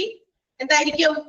OPD കേട്ടിട്ടുണ്ടോ? OPD, ഔട്ട് പേഷ്യന്റ് ഡിപ്പാർട്ട്മെന്റ് അല്ലെ, out patient department. And what will be IPD? IPD എന്തായിരിക്കും? അപ്പൊ in patient department. അതെ, ഒരു ഹോസ്പിറ്റലില് വരുന്ന പേഷ്യൻസിനെ ചികിത്സയുടെ ഭാഗമായിട്ട് ഡോക്ടേഴ്സ് പരിശോധിക്കുന്നു, ഡയഗ്നോസിസ് ചെയ്യുന്നു, അവരുടെ രോഗത്തിന്റെ സീരിയസ്നെസ് അല്ലെ, ഗൗരവം മനസ്സിലാക്കി അവര് കൊടുക്കുന്ന ഏത് ടൈപ്പ് ഓഫ് ട്രീറ്റ്മെന്റ് ആണെന്ന് നോക്കും. അല്ലെ? ഭയങ്കര സീരിയസ് ആയിട്ട് വന്നിരിക്കുന്ന ഒരു പേഷ്യന്റ്, ഒട്ടും തന്നെ എന്താ പറയാ ഭയങ്കര ലൈഫ് ത്രെട്ടണിങ് ആയിട്ടുള്ള എന്തെങ്കിലും ഇൽനെസ് അങ്ങനെയുള്ള രോഗങ്ങളായിട്ട് വരുന്നു, അല്ലെങ്കിൽ ഭയങ്കര സീരിയസ് ആയിട്ടുള്ള രോഗവുമായിട്ട് വരുന്നു, ഒട്ടും തന്നെ വയ്യാത്തൊരവസ്ഥയില് ബ്രീത്തിങ്ങിന് പ്രോബ്ലം ആയിട്ടോ അല്ലെങ്കിൽ എന്താ പറയാ നിൽക്കാനോ ഇരിക്കാനോ കിടക്കാനോ ഒക്കെ പറ്റാത്ത എന്തെങ്കിലും അസ്വസ്ഥതകളൊക്കെ ആയിട്ട് വരികയാണെങ്കിൽ അത്തരം പേഷ്യൻസിനൊക്കെ എന്ത് ചെയ്യണം? ചിലപ്പോൾ കിടത്തി അവരുടെ രോഗം എന്താണെന്നൊക്കെ ശരിയായ രീതിയിലുള്ള ടെസ്റ്റിങ് പരിശോധനകളൊക്കെ നടത്തി എന്തെങ്കിലും ലാബ് ടെസ്റ്റുകളോ അല്ലെങ്കിൽ മറ്റേതെങ്കിലും തരത്തിലുള്ള ടെസ്റ്റുകളോ ഒക്കെ ഉണ്ടെങ്കിൽ അതൊക്കെ കണ്ടക്ട് ചെയ്ത് മാത്രമാണ് doctors can confirm the disease, എന്തെങ്കിലും രോഗം എന്ത് രോഗമാണെന്ന് ഡോക്ടർമാർക്ക് കൺഫേം ചെയ്യാൻ പറ്റുള്ളൂ. അപ്പൊ ആ രീതിക്ക് അനുസരിച്ചിട്ട് ചിലപ്പോ ആ പേഷ്യന്റിനെ അഡ്മിറ്റ് ചെയ്യേണ്ടി വരും. അഡ്മിറ്റ് ചെയ്തിട്ട് നമ്മൾ ചികിത്സ കൊടുക്കുമ്പോൾ ഇറ്റ് ഇസ് കോൾഡ് ഇൻപേഷ്യന്റ്. അവരെയാണ് നമ്മൾ ഇൻപേഷ്യൻസ് എന്ന് വിളിക്കുക. അഡ്മിറ്റ് ചെയ്ത്, അതായത് ഹോസ്പിറ്റലൈസേഷൻ ചെയ്ത് രോഗിക്ക് വേണ്ട ചികിത്സകൾ ട്രീറ്റ്മെന്റ് പ്രൊവൈഡ് ചെയ്യണം. അതാണ് ഇൻപേഷ്യന്റ്. അതിനുവേണ്ടി department is called inpatient department. എന്താണ് OPD? അപ്പോ ഔട്ട് പേഷ്യന്റ് ഡിപ്പാർട്ട്മെന്റ് ആണ്. ദാറ്റ് മീൻസ് നമുക്ക് എന്തെങ്കിലും തരത്തിലുള്ള അത്ര വലിയ ഗൗരവമേറിയ അസുഖമൊന്നുമല്ല. ചിലപ്പോൾ വല്ല ചുമ, ചിലപ്പോൾ വല്ല സാധാരണ ഉണ്ടാകുന്ന ഫീവേഴ്സ് ആയിരിക്കാം, ചില ചെറിയ വയറുവേദന, എന്തെങ്കിലും കഴിച്ചതിന്റെ ഡൈജഷൻ പ്രോബ്ലംസ് ആയിരിക്കാം, ചെവിവേദന, അങ്ങനെയൊക്കെ. അത് ഒരു 8 days ട്രീറ്റ്മെന്റ്, ഒറ്റ ദിവസത്തെ ചികിത്സയ്ക്ക് വേണ്ടി മാത്രം പോയിട്ട് ഡോക്ടറെ കണ്ട് മരുന്നൊക്കെ വാങ്ങിച്ച് അന്ന് തന്നെ വീട്ടിൽ പോകുന്നു. അത്തരം ഒരു ഡിപ്പാർട്ട്മെന്റ്, അതാണ് OPD. സോ ഇത് കൊടുക്കുന്നത്, ഇത് ഏത് പ്രൊവൈഡ് ചെയ്യണമെന്ന് ഡോക്ടേഴ്സ് ആണ് ഡിസൈഡ് ചെയ്യുന്നത്. ബിക്കോസ് അവരാണ് ഡയഗ്നോസിസ് ചെയ്തത്, രോഗിയെ പരിശോധിക്കുന്നു, രോഗത്തിന്റെ കാരണങ്ങളും ഇതൊക്കെ പെട്ടെന്ന് കണ്ടുപിടിക്കാൻ പറ്റുന്നുണ്ടോ, പറ്റുന്നില്ല എങ്കിൽ ചിലപ്പോൾ അവിടെ അഡ്മിറ്റ് ചെയ്യണം. ഇപ്പൊ രോഗത്തിന്റെ കാരണം എന്താണ്, ഇന്ന രോഗം എന്താണ്, ആ അസുഖത്തിന്റെ കാരണം നമുക്ക് മനസ്സിലാകുന്നില്ല, അപ്പൊ ചില ടെസ്റ്റുകളൊക്കെ നടത്തേണ്ടി വരും. അപ്പൊ അതിന് പൊക്കോ, ഞാൻ പിന്നാലെ വന്നോളാം, വീട്ടിൽ വന്നിട്ട് ടെസ്റ്റ് ചെയ്യണം, അങ്ങനെയാണോ പറയുന്ന ഡോക്ടേഴ്സ്? അല്ല, patient have to be hospitalised. അത്തരം സാഹചര്യങ്ങളിൽ പേഷ്യൻസിനെ ഹോസ്പിറ്റലൈസ് ചെയ്യണം. അവിടെ റൂമോ വാർഡോ എന്താണോ അവൈലബിൾ ആയിട്ടുള്ളത് അത് പ്രൊവൈഡ് ചെയ്ത് അവരെ ഹോസ്പിറ്റലൈസ് ചെയ്ത് അവരുടെ രോഗങ്ങളുടെ കാര്യങ്ങളൊക്കെ മനസ്സിലാക്കുന്നു. അപ്പോ according to the type of treatment provided to the patients, medical department is classified into 2. They are OPD, outpatient department, and IPD, inpatient departments. അപ്പൊ ഏത് തരത്തിലുള്ള ചികിത്സയാണോ കൊടുക്കേണ്ടതെന്ന് നോക്കിയിട്ടാണ് എന്ത് ചെയ്യുന്നത്, ഈ 2 വിഭാഗങ്ങളായിട്ട് മെഡിക്കൽ ഡിപ്പാർട്ട്മെന്റിനെ തരംതിരിച്ചിരിക്കുന്നത്. അണ്ടർസ്റ്റാൻഡ്? മനസ്സിലായോ? മെഡിക്കൽ ഡിപ്പാർട്ട്മെന്റ് മനസ്സിലായോ? OPDയുടെയും IPDയുടെയും ഫുൾ ഫോംസ് അറിയില്ലാത്തവരുണ്ടെങ്കിൽ യു ജസ്റ്റ് റൈറ്റ് ഡൗൺ, അവിടെ എഴുതി വെച്ചോ OPD ഒരു ഹൈഫൻ ഇടാം, ഔട്ട് പേഷ്യന്റ് ഡിപ്പാർട്ട്മെന്റ്, OPD ഒരു ഹൈഫൻ ഇടാം, inpatient department. Okay, yes. So the first classification, അപ്പൊ നമ്മൾ പറഞ്ഞു ഹോസ്പിറ്റലിന്റെ ഡിപ്പാർട്ട്മെന്റുകളെ 3 ആയിട്ടാണ് ക്ലാസിഫൈ ചെയ്തിരിക്കുന്നത്. അതിൽ ഫസ്റ്റ് ക്ലാസിഫിക്കേഷൻ മെഡിക്കൽ ഡിപ്പാർട്ട്മെന്റ് ആണ്. Medical department is again classified into 2, 2 ആയിട്ട് വീണ്ടും തരംതിരിച്ചിട്ടുണ്ട്. അത് OPDയും IPDയുമാണ്. എങ്ങനെയുള്ള ചികിത്സ കൊടുക്കണം എന്നുള്ളതിനെ ബേസ് ചെയ്തിട്ടാണ് ഇങ്ങനെ വീണ്ടും മെഡിക്കൽ ഡിപ്പാർട്ട്മെന്റ് 2 ആയിട്ട് ഡിവൈഡ് ചെയ്തിരിക്കുന്നത്.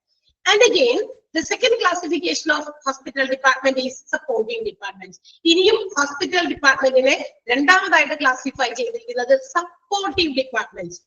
ഒരു രോഗി ഹോസ്പിറ്റലിൽ ചെല്ലുമ്പോൾ അവർക്ക് OP വിഭാഗമാണോ IP വിഭാഗമാണോ ഏത് രീതിയിലുള്ള ട്രീറ്റ്മെന്റ് പ്രൊവൈഡ് ചെയ്യാനായിട്ട് ഹോസ്പിറ്റൽ ഉണ്ട്. പക്ഷേ ആ OP വിഭാഗവും IP വിഭാഗവും മാത്രമായിരുന്നാൽ ഒരു ഹോസ്പിറ്റൽസിന്റെ എല്ലാ ഫങ്ഷൻസും ഓപ്പറേഷൻസും കംപ്ലീറ്റ് ആകുമോ? No is the answer. ഇല്ല, കംപ്ലീറ്റ് ആകില്ല. ഒരു ഹോസ്പിറ്റലിൽ വരുന്ന പേഷ്യൻസിന് എന്താ പറയാ മരുന്ന് കൊടുക്കുന്നു, ഡോക്ടർ മരുന്ന് കൊടുക്കുന്നു, ഓക്കെ വേഗം വിട്ടോ, ഹോസ്പിറ്റലിൽ വിട്ടോ. അല്ലെങ്കിൽ രോഗം വരുന്ന പേഷ്യൻസിനെ ഇത്തിരി സീരിയസ് ആയിട്ടുള്ളവരെ അവിടെ കിടത്തി ചികിത്സിക്കുന്നു. കിടത്തി ചികിത്സിക്കണമെങ്കിലും that medical department requires some support from other some departments. മറ്റ് പല ഡിപ്പാർട്ട്മെന്റുകളുടെയും സപ്പോർട്ട് കൂടാതെ ഈ പറയുന്ന OPയിൽ വരുന്ന പേഷ്യൻസ് ആയിക്കോട്ടെ, IP ഇൻപേഷ്യൻസ് ആയിക്കോട്ടെ, ഇവർക്ക് മറ്റ് പല തരത്തിലുള്ള ട്രീറ്റ്മെന്റിന് സഹായിക്കുന്ന സപ്പോർട്ട് ചെയ്യുന്ന കുറച്ച് ഡിപ്പാർട്ട്മെന്റും വേണം, നിർബന്ധമായിട്ടും വേണം ഒരു ഹോസ്പിറ്റലിൽ പ്രോപ്പറായി ഫങ്ഷൻ ചെയ്യുന്നുണ്ടെങ്കിൽ. പണ്ടൊക്കെ ചിലപ്പോ ഇത്രയും അധികം ഡിപ്പാർട്ട്മെന്റുകളൊന്നും ഹോസ്പിറ്റൽസിൽ ഉണ്ടാവില്ല അല്ലെ? റീസൺ എന്താ കാരണം? പണ്ടത്തെ ഹോസ്പിറ്റലിലെ ഒരു 10-50 വർഷമൊക്കെ മുമ്പുള്ള ഹോസ്പിറ്റൽസിലൊക്കെ ഇത്രയധികം ഡിപ്പാർട്ട്മെന്റുകൾ നമുക്ക് കാണാൻ സാധിക്കില്ല. ഡിപ്പാർട്ട്മെന്റുകളുടെ എണ്ണം പറയാൻ കൊണ്ട് നമ്മള് പോകെ നമുക്കത് മനസ്സിലാക്കാൻ സാധിക്കും.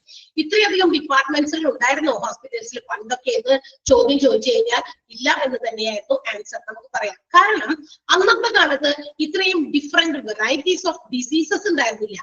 What is the reason? വളരെ ക്ലിയർ ആയിട്ടുള്ള ഒരു റീസൺ ആണ്. കാരണം എന്താ, അന്ന് പണ്ടത്തെ ആളുകള് അവര് കഴിക്കുന്ന വളരെ എന്താ പറയാ, അവർ തന്നെ സ്വന്തമായിട്ട് കൃഷി ചെയ്ത് അല്ലെ ഉണ്ടാക്കുന്ന അധ്വാനത്തിന്റെ ഫലം അവർ ഭക്ഷിക്കും. അതുപോലെ തന്നെ അവര് ഭക്ഷണം കഴിക്കുന്നത് അതിന്റെയൊക്കെ പല കലോറീസും അവർ ബേൺ ചെയ്ത് കളയാനുള്ള എന്താ പറയാ ഫിസിക്കൽ ആക്ടിവിറ്റീസും അവർ ചെയ്തിരുന്നു. ഇന്നത്തെ കാലത്ത് നമ്മൾ അങ്ങനെയാണോ? എല്ലാവരും വൈറ്റ് കോളർ ജോബ്, AC-യിലും ഫാനിന്റെ ചോട്ടിലും ഇരുന്ന് ജോലി ചെയ്യാൻ ആഗ്രഹിക്കുന്നത്.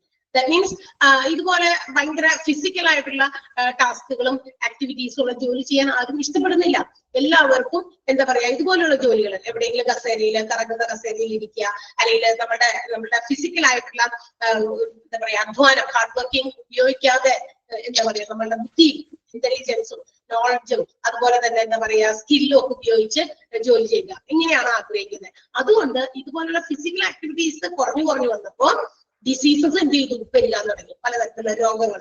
മെയിൻലി ഇന്ന് നമ്മൾ കാണുന്ന വലിയൊരു ഡിസീസാണ് ഹാർട്ട് പ്രോബ്ലംസ് അല്ലെ, ഹൃദയ സംബന്ധമായിട്ടുള്ള രോഗങ്ങളാണ് ഇന്ന് നമ്മൾ കൂടുതലും കാണുന്നത്. ഇതിന്റെയൊക്കെ പ്രധാനപ്പെട്ട കാരണം ഇതാണെന്നാണ് ഡോക്ടേഴ്സും അവര് കൺഫേം ചെയ്യുന്നത്. there is no physical activities done by each and every individual. ഓരോരുത്തരും അവരവരുടെ ഫിസിക്കൽ ആക്ടിവിറ്റീസ് ചെയ്യുന്നത് കുറഞ്ഞു. എന്നിട്ട് പറയും നമ്മള് എക്സസൈസ് ചെയ്യും, കുറച്ച് നടക്ക്, ഒരു മണിക്കൂറെങ്കിലും രാവിലെ നടക്കണം എന്നൊക്കെ നമ്മളോട് പറയും. ബട്ട് അപ്പോഴും നമ്മൾ പറയും we have no time. അതിനും സമയം വേണ്ടേ ഡോക്ടറെ? ഒന്ന് നടക്കാൻ സമയം വേണ്ടേ? എക്സസൈസ് ചെയ്യാൻ സമയം വേണ്ടേ? റെഗുലർ ആയിട്ട് അത് ചെയ്യണ്ടേ? അതിന് നമുക്ക് സമയം കിട്ടുന്നില്ല. ഓക്കെ, ഇതൊക്കെയാണ്. അപ്പൊ അങ്ങനെ വന്നപ്പോ ഈ ഹോസ്പിറ്റൽസിൽ ഓരോ പുതിയ ഡിപ്പാർട്ട്മെന്റുകൾ ഇങ്ങനെ പോലെ ഹോസ്പിറ്റൽസിന്റെ അകത്ത് തന്നെ ഉണ്ടായി പുതിയത് വരികയാണ്. ഓക്കെ, സോ അത് വളരെ ഇമ്പോർട്ടന്റും ആണ്. ഒരു രോഗിക്ക് OP-യിൽ വരുന്നവരായിക്കോട്ടെ, whether they are coming to the inpatients ആയിക്കോട്ടെ, there should be some supportive departments in the hospitals. അവരുടെ ചികിത്സയ്ക്ക് അവരെ സപ്പോർട്ട് ചെയ്യാനായിട്ട് മറ്റു കുറെ ഡിപ്പാർട്ട്മെന്റുകൾ ആവശ്യം വന്നു. അതുകൊണ്ട് തന്നെ supportive department, again the supportive department is classified into 4. ഈ സപ്പോർട്ടീവ് ഡിപ്പാർട്ട്മെന്റുകളെ അവർ പ്രൊവൈഡ് ചെയ്യുന്ന ഫങ്ഷൻസ്, സേവനങ്ങൾ, സർവീസ്, അതിന്റെ ബേസിസിൽ വീണ്ടും 4 ക്ലാസിഫൈ ചെയ്തിട്ടുണ്ട്. ഏതൊക്കെയാണ് 4 ക്ലാസിഫിക്കേഷൻസ്? സപ്പോർട്ടീവ് ഡിപ്പാർട്ട്മെന്റിനെ വീണ്ടും 4 ഡിവൈഡ് ചെയ്തിട്ടുണ്ട്. Therapeutic, second one general, the third one diagnostics and the fourth one is informative. Support ചെയ്യാൻ വേണ്ടി ഹോസ്പിറ്റൽസിന്റെ നമ്മുടെ IPD-നെയും OPD-നെയും സപ്പോർട്ട് ചെയ്യാൻ വേണ്ടിയിട്ടുള്ള സപ്പോർട്ടീവ് ഡിപ്പാർട്ട്മെന്റുകളെ വീണ്ടും 4 തരംതിരിച്ചിരിക്കുന്നു. അവയെ വിളിക്കുന്ന പേരാണ് therapeutic, general, diagnostic and informative. വീണ്ടും തെറാപ്യൂട്ടിക് എന്ന് പറഞ്ഞാൽ എന്താ? ചികിത്സയുമായി, ട്രീറ്റ്മെന്റുമായിട്ട് ബന്ധപ്പെട്ടതാണ്. ട്രീറ്റ്മെന്റ് നമുക്കറിയാം, ഒരു ഹോസ്പിറ്റലിൽ when we are consulting a doctor, our disease or injury, whatever it may be, it will not reduce. അല്ലെ, ഒരു ഡോക്ടറെ പോയി കണ്ടാൽ മാത്രം നമുക്ക് രോഗം മാറും. ചില കുട്ടികൾ നമ്മൾ പറയാറുണ്ട്, കൊച്ചുകുട്ടികളെ, കുഞ്ഞു പിള്ളേരെയൊക്കെ പണ്ടൊക്കെ അങ്ങനെയാണ്. പണ്ടൊക്കെ എന്ന് പറഞ്ഞാൽ നമ്മുടെ കൊച്ചുങ്ങളൊക്കെ കുഞ്ഞിതായിരുന്നപ്പോ ഞാനൊക്കെ പറഞ്ഞിട്ടുണ്ട് പല പ്രാവശ്യം, ചിലപ്പോൾ പെട്ടെന്ന് വയ്യായി വരും, ഹോസ്പിറ്റലിലേക്ക് കൊണ്ടുപോകും, ഡോക്ടർ കണ്ടു, രോഗം മാറി, ആ കുട്ടീനെ ഡോക്ടറെ അടുത്ത് എത്തിച്ചപ്പോഴേക്കും രോഗം മാറി, അങ്ങനെ നമ്മൾ പറയാറില്ല. പക്ഷെ ഒബ്വിയസ്ലി നമുക്കറിയാം, ഡോക്ടറെ കണ്ടതുകൊണ്ട് രോഗം മാറിയ എന്ത് കൊടുക്കണം? ആ കുട്ടിക്ക് ആ ഡോക്ടറെ പ്രിസ്ക്രൈബ് ചെയ്യുന്നത് പോലെ ആ ഡോക്ടറുടെ നിർദ്ദേശങ്ങൾ അനുസരിച്ച് whatever instructions are given by the doctor to be followed. ആ ഡോക്ടർ നിർദ്ദേശിക്കുന്നത് പോലെ മരുന്നുകൾ വാങ്ങിക്കുക, അത് കഴിക്കുക, അത് നിർദ്ദേശിക്കുന്ന രീതിയിൽ തന്നെ കഴിക്കുക.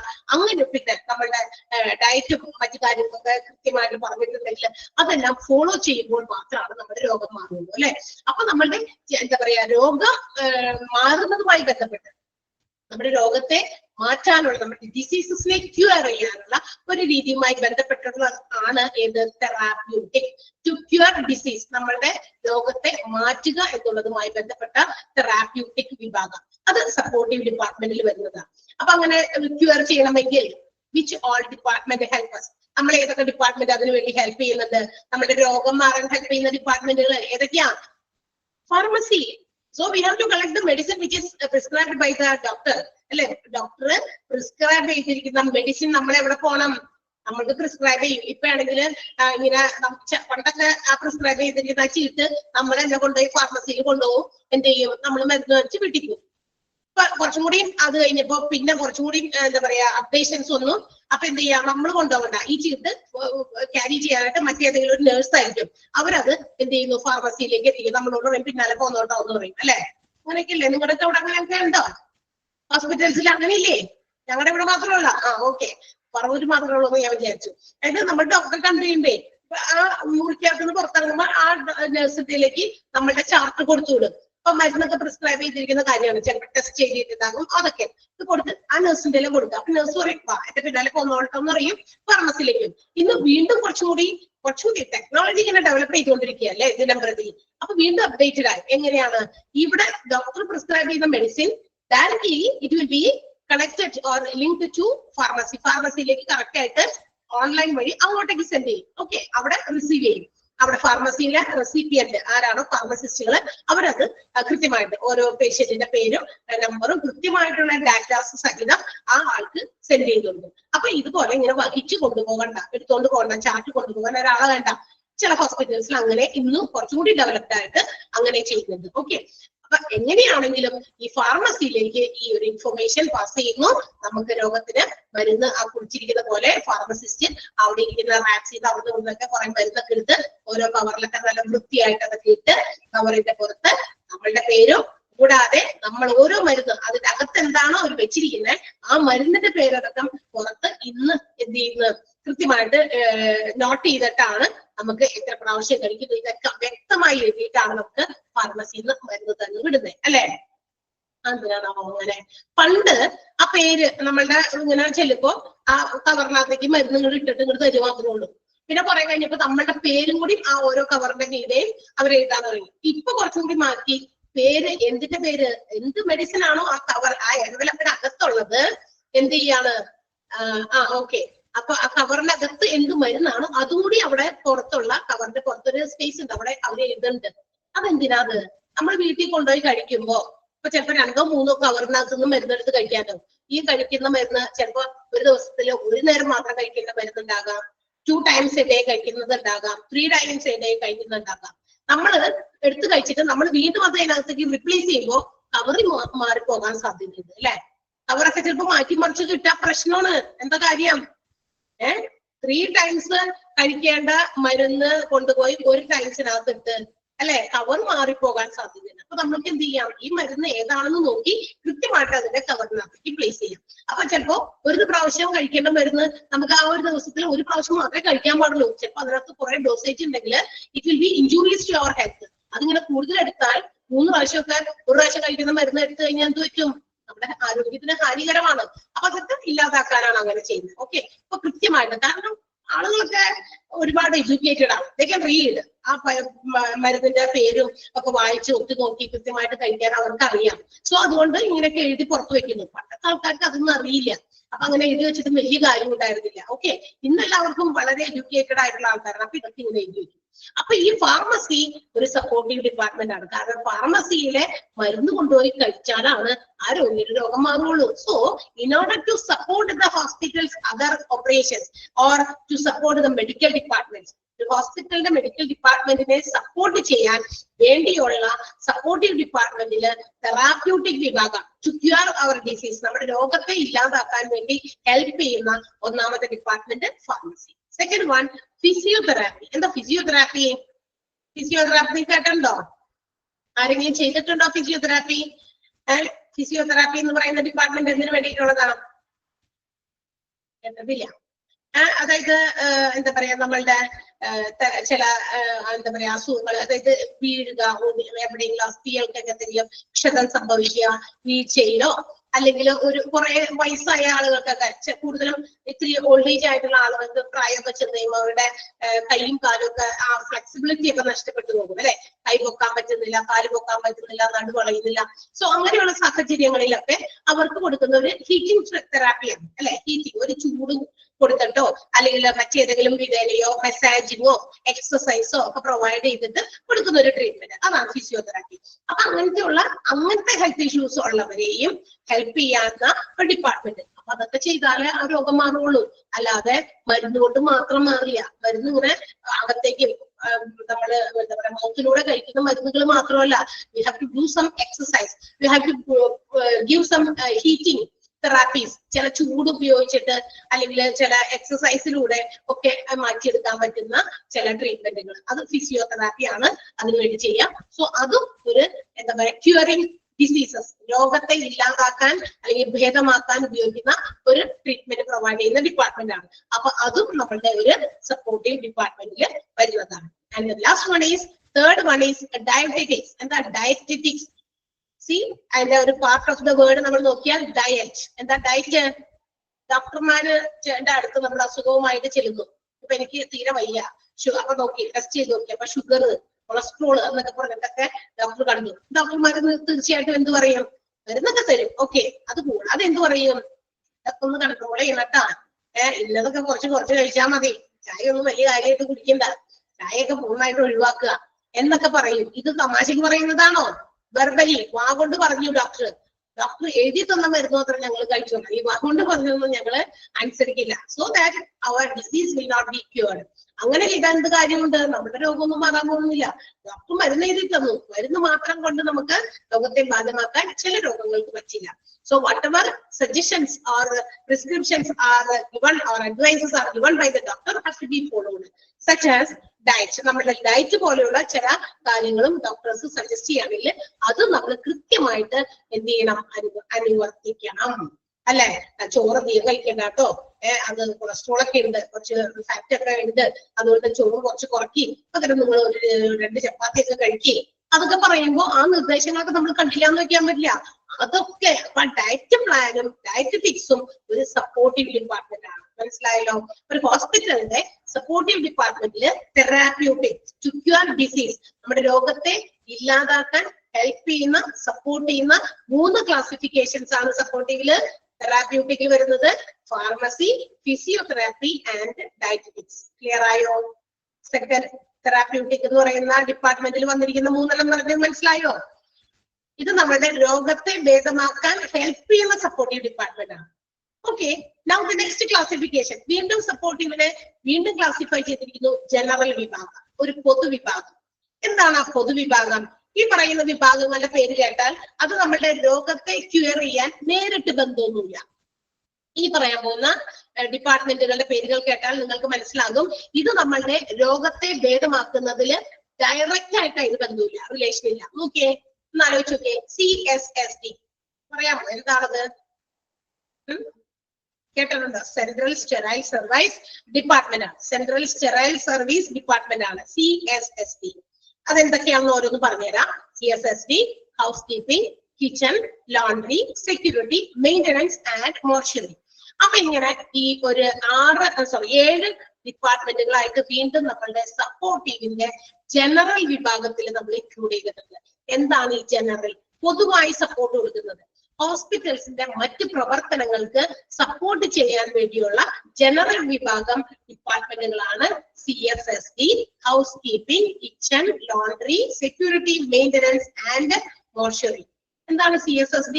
Central sterile service department or supply department ആണ് കേട്ടോ. അപ്പൊ സെൻട്രൽ സ്റ്റെറൈൽ സപ്ലൈ ഡിപ്പാർട്ട്മെന്റ് എന്ന് പറഞ്ഞാൽ എന്താ? We can see a lot of equipments are used by surgeons for their surgeries or any other procedures. ഒരു ഹോസ്പിറ്റലില് ചില രോഗികൾ വരുമ്പോ ഓപ്പറേഷൻസ് നടത്തണം, വേണ്ടേ? സർജറി ഒക്കെ നടത്തണ്ടേ? വേണം. ലാബ് ഉണ്ട് ഹോസ്പിറ്റൽസിലെ. ലാബ് നമ്മുടെ ബ്ലഡ്, ബോഡി ഫ്ലൂയിഡ്സ്, എന്തെങ്കിലുമൊക്കെ സാധനങ്ങൾ ബോഡിക്ക് അകത്തുനിന്ന് പുറത്തെടുത്ത് ടെസ്റ്റ് ചെയ്യാൻ എടുക്കുന്ന സാധനങ്ങളൊക്കെ ഉണ്ട് അല്ലെ. ഒരുപാട് സാധനങ്ങളൊക്കെ ശരീരത്തിൽ നിന്ന് എടുത്ത് പുറത്ത് വെച്ച് ടെസ്റ്റ് ചെയ്യലോ, അതിനുപയോഗിക്കുന്ന equipments. These equipments have to be sterilized from time to time in order to avoid contamination of diseases. ഈ പറയുന്ന ഉപകരണങ്ങൾ, ഈ സർജറിക്ക് പല ഓപ്പറേഷൻസ്, പല രോഗികൾക്ക് ഇപ്പൊ എനിക്ക് എന്തെങ്കിലും അസുഖം വന്നു, എന്നെ ഓപ്പറേറ്റ് ചെയ്യാനായിട്ട് ഉപയോഗിച്ച ചില മെറ്റീരിയൽസ്, എക്യുപ്മെന്റ്സ്, സിസേഴ്സ് ആകാം, എന്തെങ്കിലും തരത്തിലുള്ള നൈഫ് ആകാം, ഗ്ലൗസുകളാകാം, അങ്ങനെ അല്ലെങ്കിൽ വേറെ തരത്തില് ഡോക്ടേഴ്സ് അവർ വെയർ ചെയ്തിട്ട് ഉപയോഗിക്കുന്ന അവരുടെ ഉടുപ്പുകൾ, അങ്ങനെയൊക്കെ ഒരുപാട് സാധനങ്ങൾക്ക് ഉപയോഗിക്കുന്നുണ്ട്. ഇതിനകത്ത് എക്യുപ്മെന്റുകൾ ഉണ്ട്. ഈ പറയുന്ന പല കത്രികയോ അങ്ങനത്തെ മറ്റ് കുറെ സൂചി മറ്റ് സാധനങ്ങളൊക്കെ ഉണ്ടല്ലോ. ഇതൊക്കെ സമയാസമയങ്ങളിൽ എന്ത് ചെയ്യണം? സ്റ്റെറിലൈസ് ചെയ്യണം. എന്ന് വെച്ചാൽ സ്റ്റെറിലൈസ് ചെയ്യാന്ന് പറഞ്ഞാൽ നമ്മൾ സാധാരണ നമ്മുടെ കുഞ്ഞു കൊച്ചുങ്ങളൊക്കെ ഉണ്ടായിരുന്നപ്പോ, കൊച്ചുങ്ങൾ കുഞ്ഞു പിള്ളേരൊക്കെ ആണെങ്കിൽ നമ്മൾ എന്ത് ചെയ്യും? നമ്മൾക്ക് അവർക്ക് കൊടുക്കുന്ന ഫുഡ് ബോട്ടിൽസ് ഒക്കെ ഇല്ലേ, നമ്മൾ സ്റ്റെറിലൈസ് ചെയ്ത് ഉപയോഗിക്കും. നമ്മൾ എന്ത് ചെയ്യും? ഹോട്ട് വാട്ടർ എടുത്തിട്ട് അതിനകത്ത് ഇട്ടിട്ട് തിളപ്പിച്ച് അത് ഉപയോഗിക്കുള്ളൂ. കാരണം ഓരോ പ്രാവശ്യം നമ്മൾ ഉപയോഗിക്കുമ്പോഴും നമ്മളറിയില്ല, നമ്മുടെ ഈ നേക്കഡ് ഐസ് ഒന്നും ഇത്തരം മൈക്രോ ഓർഗാനിസംസിലൊന്നും നമുക്ക് കണ്ടുപിടിക്കാൻ പറ്റില്ല. സോ ഇതൊക്കെ ഉണ്ടായെങ്കിൽ നമ്മൾ കൊച്ചുകുട്ടികളാവുമ്പോഴാണ് ഇതൊക്കെ ശ്രദ്ധിക്കാൻ കൂടുതലും, അല്ലെ? നമ്മളൊക്കെ ആണെങ്കിൽ അവിടെ ഇരിക്കുന്ന ക്ലാസ് എടുത്തിട്ട് അയച്ചു കഴിഞ്ഞാൽ കഴിയോ ഇല്ലെന്നും നോക്കില്ല, ചിലപ്പോൾ വേഗം കൊടുത്ത് വെള്ളം കുടിക്കും. പക്ഷെ കുട്ടികളാകുമ്പോൾ നമ്മൾ ഇതെല്ലാം പെർഫെക്റ്റ്ലി ശ്രദ്ധിക്കും. അങ്ങനത്തെ അസുഖങ്ങളൊക്കെ കുട്ടികൾക്ക് ചില പെട്ടെന്നൊക്കെ രോഗങ്ങൾ വരും. അപ്പൊ നമ്മൾ ഇതൊക്കെ സ്റ്റെറിലൈസ് ചെയ്ത് ഉപയോഗിക്കും. ഇതുപോലെ ഹോസ്പിറ്റൽസിൽ അവർ ഉപയോഗിക്കുന്ന സർജിക്കൽ എക്യുപ്മെന്റ്സുകളും മറ്റു കാര്യങ്ങളും ഒക്കെ ഫ്രം ടൈം ടു ടൈം ഓരോ പേഷ്യൻസിന് ഉപയോഗിച്ച് അടുത്ത പേഷ്യന്റ്, അന്ന് ഇനി ഒരു പേഷ്യന്റ് കൂടി ഉണ്ട്, അതിന്റെ കൂടി ഓപ്പറേഷൻ കഴിഞ്ഞിട്ട് നമുക്ക് ഇതൊക്കെ കഴുകി വൃത്തിയാക്കി വെക്കാം. അങ്ങനെയല്ല, ഒരാളിൽ ഉപയോഗിച്ചത് അത് മാറ്റി സെപ്പറേറ്റ് ചെയ്ത് അത് ബണ്ടിലാക്കി അല്ലെങ്കിൽ അത് കൃത്യമായിട്ട് അത് ക്ലാസിഫൈ ചെയ്ത് വെച്ച് കൃത്യമായിട്ട് അത് സ്റ്റെറിലൈസേഷൻ യൂണിറ്റിലേക്ക്, സെൻട്രൽ സ്റ്റെറൈൽ സപ്ലൈ യൂണിറ്റിലേക്ക് കൊടുക്കുന്നു, ആ ഡിപ്പാർട്ട്മെന്റിലേക്ക് കൊടുക്കുന്നു. അവിടെ കൊണ്ടുപോയി അത് സ്റ്റെറിലൈസ് ചെയ്ത് പാക്ക് ചെയ്ത് വീണ്ടും കൃത്യമായിട്ട് തിരിച്ച് അതാത് ഡിപ്പാർട്ട്മെന്റുകളിലേക്ക് കൊടുക്കും. അതല്ലാതെ ഇത് സാധനം തന്നെ വെച്ച് അടുത്തൊരു പേഷ്യന്റ് കൂടി ഉണ്ട്, എന്തായാലും അതിന്റെ കൂടി ഓപ്പറേഷൻ കഴിഞ്ഞിട്ട് നമുക്ക് ഇതൊക്കെ എടുത്തു മാറ്റാം എന്ന് ചിന്തിക്കില്ല. ബിക്കോസ് ഇപ്പൊ എന്നെ ഓപ്പറേറ്റ് ചെയ്തു, എനിക്ക് ഏതെങ്കിലും തരത്തിൽ എന്തെങ്കിലും രോഗം ഉണ്ടായിരുന്നു, അല്ലെ? ഈ സാധനം തന്നെ വൃത്തിയാക്കാതെ, എന്താ പറയാ, നമ്മളുടെ ഡിസ്ഇൻഫെക്റ്റന്റ് ആക്കാതെ, അണുവിമുക്തമാക്കാതെ മറ്റൊരാളിൽ ഉപയോഗിച്ചാൽ എനിക്കുണ്ടായിരുന്ന രോഗത്തിന്റെ ആ ഒരു അണുക്കള് ചിലപ്പോൾ അത് മറ്റൊരാളിലേക്ക് കണ്ടാമിനേറ്റ് ചെയ്യും, അല്ലെ? പകരാൻ സാധ്യതയുണ്ട്. സോ അതൊക്കെ ഒഴിവാക്കാനാണ് ഇത്തരം കാര്യങ്ങളൊക്കെ ചെയ്യുക. അപ്പൊ അതിന് വേണ്ടിയിട്ടുള്ള ഡിപ്പാർട്ട്മെന്റ് ആണ് CSSD. നിങ്ങൾ യൂട്യൂബിലൊക്കെ ഒന്ന് അടിച്ചു നോക്കി കഴിഞ്ഞാൽ ചില നമ്മുടെ നാട്ടില് ഉള്ളതിനേക്കാൾ കുറച്ച് വലിയ വലിയ കൺട്രീസിലൊക്കെ നല്ല സൂപ്പർ ആയിട്ടുള്ള വലിയ ഏരിയാസ് കവർ ചെയ്യുന്ന CSSD ഡിപ്പാർട്ട്മെന്റ് കാണാൻ സാധിക്കും. ഒരു ഇങ്ങനെ റാക്കുകൾ പോലെ ഇങ്ങനെ വെച്ചിരിക്കുകയാണ്. അതിനകത്തേക്ക് നമ്മൾ കൃത്യമായിട്ട് ഓരോ ഐറ്റംസ് വൈസ് ഇങ്ങനെ ക്ലാസിഫൈ ചെയ്ത് വെക്കും. അത് എന്താ പറയാ, ആദ്യം വൃത്തിയാക്കിയതിനു ശേഷം ഈ ഒരു ഓട്ടോക്ലേവ് ആണ്, ഓട്ടോക്ലേവ് എന്നാണ് അതിന്റെ പേര്, ആ മെഷീന്. അതിനകത്തേക്ക് ഇത് വെച്ചു കൊടുത്തു കഴിഞ്ഞാൽ കൃത്യമായിട്ട് അത് ഓരോ പ്രോസസ്സിങ്ങിലൂടെ കംപ്ലീറ്റ് ചെയ്ത് ഒരു എൻട്രി ഉണ്ട്, ഒരു കൊടുക്കുന്ന സ്ഥലം. അതിനുശേഷം ലാസ്റ്റ് ഇതെല്ലാം പ്രോസസ്സിംഗ് എല്ലാം കഴിഞ്ഞ് എക്സിറ്റിലൂടെ നമുക്കതെല്ലാം എന്ത് ചെയ്യാം? സ്റ്റെറിലൈസ് ചെയ്ത് റിസീവ് ചെയ്യുന്ന ഒരു പോർഷൻ. അത് നിങ്ങൾക്ക് കാണാൻ സാധിക്കും. വേണമെങ്കിൽ നിങ്ങളൊന്ന് യൂട്യൂബിലൊന്ന് വെറുതെ സെർച്ച് ചെയ്ത് നോക്കുന്നു. അതിനെ കുറിച്ചൊന്നും നമുക്ക് ഡീറ്റെയിൽ ആയിട്ട് പഠിക്കാനില്ല. എന്തായാലും ആ ഒരു ചാപ്റ്റർ നിങ്ങൾക്ക് വേറെ പഠിക്കാനുണ്ട്. അന്നേരം കുറച്ചുകൂടി ക്ലിയർ ആയിട്ട് എടുക്കുന്ന ടീച്ചറായിട്ടാണ്, അത് നിങ്ങൾക്ക് കൃത്യമായിട്ട് മനസ്സിലാക്കി തരും. ഓക്കെ, കാര്യം മനസ്സിലായല്ലോ? CSSD ഡിപ്പാർട്ട്മെന്റ് എന്തിനുള്ളതെന്ന് മനസ്സിലായോ? മനസ്സിലാകാത്ത ആരെങ്കിലും ഉണ്ടെങ്കിൽ പറയാം. സർജിക്കൽ എക്യുപ്മെന്റുകളൊക്കെ സ്റ്റെറിലൈസ് ചെയ്യുന്ന ഡിപ്പാർട്ട്മെന്റ്. അത്രയും നിങ്ങൾ ഓർത്താൽ മതി. സ്റ്റെറിലൈസ് ചെയ്യാനുള്ള ഡിപ്പാർട്ട്മെന്റ്. സ്റ്റെറിലൈസ് ചെയ്യാന്ന് പറഞ്ഞാൽ അണുവിമുക്തമാക്കാൻ വേണ്ടിയിട്ട്, അല്ലെ? അതിന് വേണ്ടിയിട്ടുള്ള ഡിപ്പാർട്ട്മെന്റ് ആണ്. ഓക്കെ, ഹൗസ് കീപ്പിംഗ് എന്താ? ഹൗസ് കീപ്പിംഗ് ഡിപ്പാർട്ട്മെന്റ് എന്തിനായിരിക്കും? To keep the hospital premises, hospital surroundings neat and clean, and also it is to provide the patients a pleasing atmosphere. ഒരു ഹോസ്പിറ്റലിന്റെ ചുറ്റുപാടുകള്, ഹോസ്പിറ്റലിന്റെ ഉള്ളില് അവിടുത്തെ ഈച്ച് ആൻഡ് എവറി സ്ഥലങ്ങള് എല്ലാം നീറ്റ് ആൻഡ് ക്ലീൻ ആയിട്ട് വെക്കാൻ റെസ്പോൺസിബിൾ ആയിട്ടുള്ള ഡിപ്പാർട്ട്മെന്റ്. നമുക്കറിയാം, ഹോസ്പിറ്റലിലേക്ക് കയറി ചെല്ലുമ്പോ, ഏത് ഹോസ്പിറ്റലിൽ കയറി ചെന്നാലും എന്താ പറയാ, എന്തെങ്കിലും തൂക്കുന്ന തുടയ്ക്കുന്ന സാധനവും വെച്ച് നിൽക്കുന്ന ചേച്ചിമാരെയൊക്കെ കാണാൻ സാധിക്കും, അല്ലെ? ഇന്ന് കുറച്ചുകൂടി അഡ്വാൻസ്ഡ് ആയിട്ട് ഉള്ള ടെക്നോളജി ഉപയോഗിച്ച് ക്ലീനിങ് ഒക്കെ നടക്കുന്നുണ്ട്. ലുലുവിലൊക്കെ പോയി കഴിഞ്ഞാൽ കാണാലോ, ഒരു മെഷീൻ വെച്ചിട്ട് ഇങ്ങനെ ഊന്നിക്കൊണ്ട് നടക്കണ കാണാം, അല്ലെ? ക്ലീനിങ് ആണ്. ഓക്കെ, ഇതൊക്കെ ഇന്ന് ഹോസ്പിറ്റൽസും അഡോപ്റ്റ് ചെയ്ത് തുടങ്ങി. കുറച്ചുകൂടി ഈസി മാനറിൽ, കുറച്ചുകൂടി ഇൻഫെക്ഷൻസ് ഒക്കെ തടയാനുള്ള മാർഗങ്ങൾക്ക് വേണ്ടിയിട്ട്. കാരണം ഹോസ്പിറ്റൽ എന്ന് പറയുന്നത് എത്രയും പെട്ടെന്ന് രോഗങ്ങൾ ഉണ്ടാകാനും, അത് മാത്രമല്ല ഈ രോഗങ്ങൾ സ്പ്രെഡ് ചെയ്യാനും ഏറ്റവും കൂടുതൽ ചാൻസ് ഉള്ള ഒരു ഇടാണ് ഹോസ്പിറ്റൽ. ഒരു ഹോസ്പിറ്റലിലൊക്കെ എന്തെങ്കിലും ഒരു രോഗം ഇങ്ങനെ അങ്ങോട്ട് സ്പ്രെഡ് ആയി കഴിഞ്ഞാൽ ഒന്ന് ആലോചിച്ച് നോക്കിയേ, how many employees are working in A hospital. ഒരു ഹോസ്പിറ്റലിൽ ഓരോ ആൾക്കാർ ജോലി തന്നെ ചെയ്യുന്നത്. നഴ്സുമാരുടെ നഴ്സ് സ്റ്റാഫുകളായിക്കോട്ടെ, ഡോക്ടേഴ്സ്, അല്ലെ? മറ്റ് ഡിപ്പാർട്ട്മെന്റുകൾ ഇപ്പൊ നമ്മൾ ഈ ഒരുപാട് ഡിപ്പാർട്ട്മെന്റ് പറയുന്നുണ്ട്. ഈ ഡിപ്പാർട്ട്മെന്റുകളിലൊക്കെ ജോലി ചെയ്യാൻ ആൾക്കാരുണ്ടല്ലോ. ഇങ്ങനെയൊക്കെ ഉള്ള ആളുകളിലേക്കൊക്കെ പെട്ടെന്ന് സ്പ്രെഡ് ചെയ്യും. ഇത് അവർക്ക് സ്പ്രെഡ് ചെയ്താൽ പിന്നെന്താ സംഭവിക്കുക? അവിടെയുള്ള രോഗികളിലേക്ക് സ്പ്രെഡ് ചെയ്യും. പിന്നെ ഒരു നാട് മുഴുവൻ എന്താ പറയാ രോഗം കൊണ്ട് പെരുകാൻ അധികം സമയം വേണ്ടി വരില്ല. So hospital atmosphere NEET and clean ആക്കി വെക്കാൻ റെസ്പോൺസിബിൾ ആയിട്ടുള്ള ഡിപ്പാർട്ട്മെന്റ് അതാണ് house keeping department. NEET and clean ആക്കി വെക്കുക മാത്രമല്ല, ഒരു പേഷ്യന്റ് പുറത്തുനിന്ന് വരുന്ന പേഷ്യന്റും പേഷ്യൻസിനെ കൊണ്ടുവരുന്ന റിലേറ്റീവ്സോ അല്ലെങ്കിൽ അവരെ കാണാൻ വരുന്ന വിസിറ്റേഴ്സിനോ ഒക്കെ ഒരു പ്ലീസിംഗ് അറ്റ്മോസ്ഫിയർ കാഴ്ചവെക്കുക എന്നുള്ളതാണ് ഒരു ഹോസ്പിറ്റലിന്റെ ഉദ്ദേശം.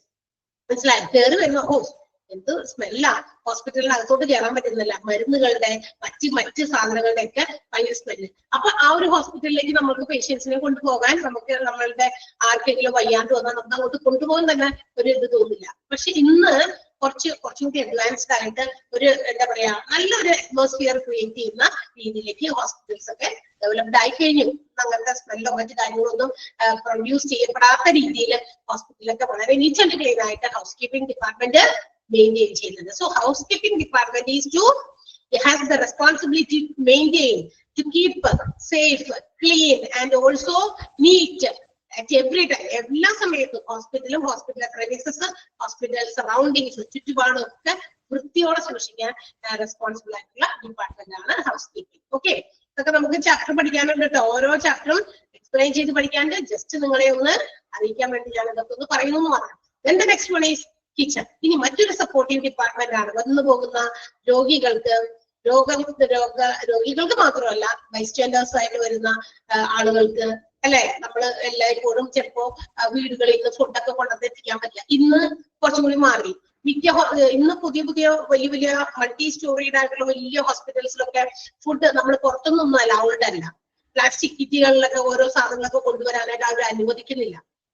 അവിടെ അതിനുള്ള സജ്ജീകരണങ്ങൾ ഇൻസൈഡ് ദ ഹോസ്പിറ്റൽ തന്നെ പ്രൊവൈഡ് ചെയ്യുന്നത്. ലൈക്ക് ക്യാൻറ്റീൻ, നമ്മൾ പറയും ക്യാൻറ്റീൻ അല്ലെങ്കിൽ കിച്ചൺ, രണ്ടും സെയിം തന്നെയാണ്. ഓക്കെ, അപ്പൊ ഈ കിച്ചണിൽ ഇവിടെ പ്രിപ്പയർ ചെയ്യുന്ന ഫുഡ് തന്നെയാണ് അവിടുത്തെ രോഗികൾക്ക്, വേണമെങ്കിൽ സ്റ്റാഫിന്, റിലേറ്റീവ്സിന്, anybody can depend on that. അതിൽ ആർക്ക് വേണമെങ്കിലും ആശ്രയിച്ച് അവിടെ ഫുഡ് കഴിക്കാം.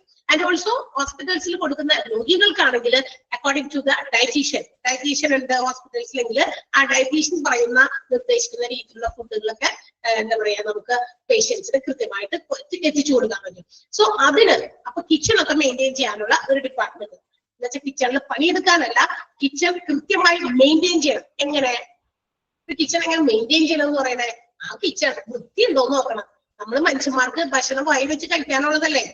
നമ്മുടെ വീടുകളിലാണെങ്കിലും ഏറ്റവും ക്ലീൻ ആൻഡ് ക്ലിയർ ആയിട്ടിരിക്കേണ്ട ഒരു ഇടമാണ് മറ്റേത് ഇടങ്ങളെക്കാൾ ഒരു കൃത്യമായിട്ട് ക്ലീൻ ആയിട്ട് വെക്കേണ്ട ഒരു സ്ഥലമാണ് കിച്ചൺ എന്ന് പറയുന്നത് അല്ലെ. പുറത്തുനിന്ന് ഒരാൾ കയറി വന്നു കഴിഞ്ഞാൽ if you are giving a glass of water to them, അവർക്കത് കുടിക്കാൻ തോന്നണം അല്ലെ. അപ്പൊ അതിനുവേണ്ടി നമ്മളുടെ കിച്ചൺ എപ്പോഴും നീറ്റ് ആൻഡ് ക്ലീൻ ആയിരിക്കണം അല്ലെ. ഒരു ഗ്ലാസ് വെള്ളം നമ്മൾ കൊടുക്കുന്നുള്ളൂ, പക്ഷെ ആ വെള്ളം കുടിക്കാൻ ഭയങ്കര ആഗ്രഹമുണ്ട്. പക്ഷെ ചില ആളുകളുടെ അടുക്കളയിലേക്ക് കടക്കുമ്പോ അല്ലെങ്കിൽ അടുക്കള നമുക്ക് വിസിബിൾ ആണെങ്കിൽ അകത്തിരുന്നിട്ടോ എവിടെയാണ് നമ്മൾ ഇരിക്കുന്നത് അവിടേക്ക് ഒന്ന് എത്തി നോക്കുമ്പോ കണ്ണുകൊണ്ട് നമ്മൾ കണ്ടു അടുക്കളയുടെ കിടക്കൊക്കെ പറ്റില്ല കുടിക്കാൻ. അപ്പൊ നമ്മൾ എന്ത് ചെയ്യും, നല്ല ആഗ്രഹമുണ്ട് വെള്ളം കുടിക്കുന്നത്, പക്ഷെ കുടിക്കാൻ നമ്മളുടെ മനസ്സ് അനുവദിക്കുന്നില്ല. ബിക്കോസ് നമ്മുടെ ആ ഒരു എന്താ പറയാ ക്ലെൻലിനെസ് ഇല്ലായ്മ, അതായത് ശുചിത്വം ഇല്ലായ്മ നമ്മളത് നേരിട്ട് കണ്ടപ്പോ പിന്നെ നമുക്ക് ഇറങ്ങില്ല. അങ്ങനെയാണ്. പക്ഷെ ആഗ്രഹമില്ലെങ്കിൽ കൂടി ചില കിച്ചൺ കാണുമ്പോൾ നമുക്ക് വേണ്ട വെള്ളമൊന്നും ഇല്ല, ഇത് വെള്ളമൊക്കെ കുടിച്ചിട്ടാ വന്നത്, പക്ഷെ എന്നാലും ആ ഒരു കിച്ചൺ കാണുമ്പോൾ അല്ലെങ്കിൽ അവിടുത്തെ അറ്റ്മോസ്ഫിയർ കാണുമ്പോൾ ഒരു ഗ്ലാസ് വെള്ളം തന്നാൽ അത് കുടിക്കാൻ തന്നെ തോന്നും. ഓക്കെ, അപ്പൊ ഏറ്റവും നന്നായിരിക്കേണ്ട ഒരിടം, ഹൈജീനിക് ആയിട്ടിരിക്കേണ്ട ഇടം, അവിടെ കൊടുക്കുന്ന ഫുഡ്, ഉണ്ടാക്കുന്ന പ്രിപ്പയർ ചെയ്യുന്ന ഫുഡ് എങ്ങനെ വേണമെങ്കിലും നമുക്ക് ഉണ്ടാക്കാം. അപ്പോൾ നീറ്റ് ആൻഡ് ക്ലീൻ ആയിട്ടുള്ള അന്തരീക്ഷത്തിലാണ് അത് ക്ലീൻ ചെയ്യുന്നത്, അല്ലെങ്കിൽ പഴകിയ ഫുഡ് കൊടുക്കുന്നില്ല. ഇതൊക്കെ മേക്ക് ഷുവർ ചെയ്യേണ്ട ഒരു ഡിപ്പാർട്ട്മെന്റ് ആണ് കിച്ചൺ. അപ്പൊ ഇവരുടെ ഡ്യൂട്ടിയാണ് ഹോസ്പിറ്റൽസിൽ കൊടുക്കുന്ന ഫുഡൊക്കെ പ്രിപ്പയർ ചെയ്യുന്ന ഇടം ചെന്ന് നോക്കുക, സൂപ്പർവൈസ് ചെയ്യുക. അവിടെ എന്തെങ്കിലുമൊക്കെ എന്താ പറയാ ശുചിത്വ കുറവോ അല്ലെങ്കിൽ പഴകിയ വസ്തുക്കൾ എടുത്തിട്ട് പുതിയ രീതിയിലേക്ക് ആക്കി മാറ്റോ, ഇന്നലത്തെ എന്തെങ്കിലും എന്താ പറയാ ഇപ്പൊ എന്തെങ്കിലും ഒരു സാധനം മാവ് അല്ലെങ്കിൽ എന്തെങ്കിലും ഒരു ഫുഡ് ഐറ്റം ബ്രേക്ക്ഫാസ്റ്റ് ഉണ്ടാക്കിയതിന്റെ ബാക്കി വന്നു അതിൽ നിന്ന് അത് വേറെ രൂപത്തിലാക്കി കൊടുക്കുന്നു. ഇതൊക്കെ അവോയ്ഡ് ചെയ്യുക. അപ്പൊ അതൊക്കെ ഉണ്ടോന്ന് നോക്കുക. അങ്ങനെയൊക്കെ ഉണ്ടെങ്കിൽ അതിന് നെസസറി സ്റ്റെപ്സ് എടുക്കുക, അതൊക്കെ ഒഴിവാക്കാനുള്ള നടപടികൾ സ്വീകരിക്കണം. അതിനൊക്കെ ഉള്ള റെസ്പോൺസിബിൾ ആയിട്ടുള്ള ഡിപ്പാർട്ട്മെന്റ് ആണ് kitchen. Okay, next one is laundry. എന്താ ലോണ്ടറി? അപ്പോ ലോണ്ടറി എന്തിനായിരിക്കാം? ലോണ്ടറിയിൽ നമ്മൾ കൊടുക്കാറില്ലേ തുണികൾ വൃത്തിയാക്കാൻ? ഹോസ്പിറ്റലിൽ എന്തിനാണോ ലോണ്ടറി? വരുന്ന ആൾക്കാരുടെ കുടുംബം കേൾക്കാനാണോ? അല്ല, അവിടെ കിടക്കുന്ന പേഷ്യൻസിന്, ഇൻപേഷ്യൻസിന് അല്ലെ, ഇൻപേഷ്യൻസിന് sometimes they are provided the linens from the hospital if they are going for a surgery. ഒരു ഹോസ്പിറ്റലിൽ കിടക്കുന്ന രോഗികൾക്ക് അവർക്ക് ചിലപ്പോൾ സർജറി വേണ്ടി വരും. സർജറി ഒക്കെ വേണ്ടവർക്ക് സർജറിക്ക് പോണതിന് മുമ്പ് ഹോസ്പിറ്റലിൽ ഒരു ഉടുപ്പ് കൊടുക്കും അല്ലെ, നല്ല പച്ചക്കളറുള്ളതായിരിക്കും. ചിലപ്പോ ചില സ്ഥലങ്ങളിൽ ഒരു നീല കളറൊക്കെ ആയിരിക്കും. ഗൾഫ് കൺട്രീസിലൊക്കെ ഒരു ലൈറ്റ് ബ്ലൂ കളറിലാണ്, നമ്മുടെ നാട്ടിലൊക്കെ ഒരു പച്ച കളറാണ്. വിടും. ഓക്കെ. നോട്ട് ഇന്നോന്നാണ് ചോദിച്ചത്. നോട്ട്സ് നിങ്ങൾക്ക് സെൻഡ് ചെയ്തിട്ടുണ്ടോ ഗൂഗിൾ ക്ലാസ് റൂമിലേക്ക്? എന്റെ ഇടയിൽ ആരോ അത് ചോദിച്ചത് കൊണ്ട് ഞാൻ പറഞ്ഞാണേ. നോട്ട്സ് ഗൂഗിൾ ക്ലാസ് റൂമിൽ സെൻഡ് ചെയ്തിട്ടുണ്ടോ? മേ ബി സെൻഡ് ചെയ്തിട്ടുണ്ടാവണം. നിങ്ങളൊന്ന് ചെക്ക് ചെയ്ത് നോക്കുക കേട്ടോ. നിങ്ങളുടെ ഗൂഗിൾ ക്ലാസ് റൂമിൽ ഫസ്റ്റ് മൊഡ്യൂളിന്റെ ചാപ്റ്റേഴ്സും അതിന്റെ എക്സ്പ്ലനേഷൻസും ഒക്കെ കൃത്യമായിട്ട് ഇട്ടിട്ടുണ്ടാവണം.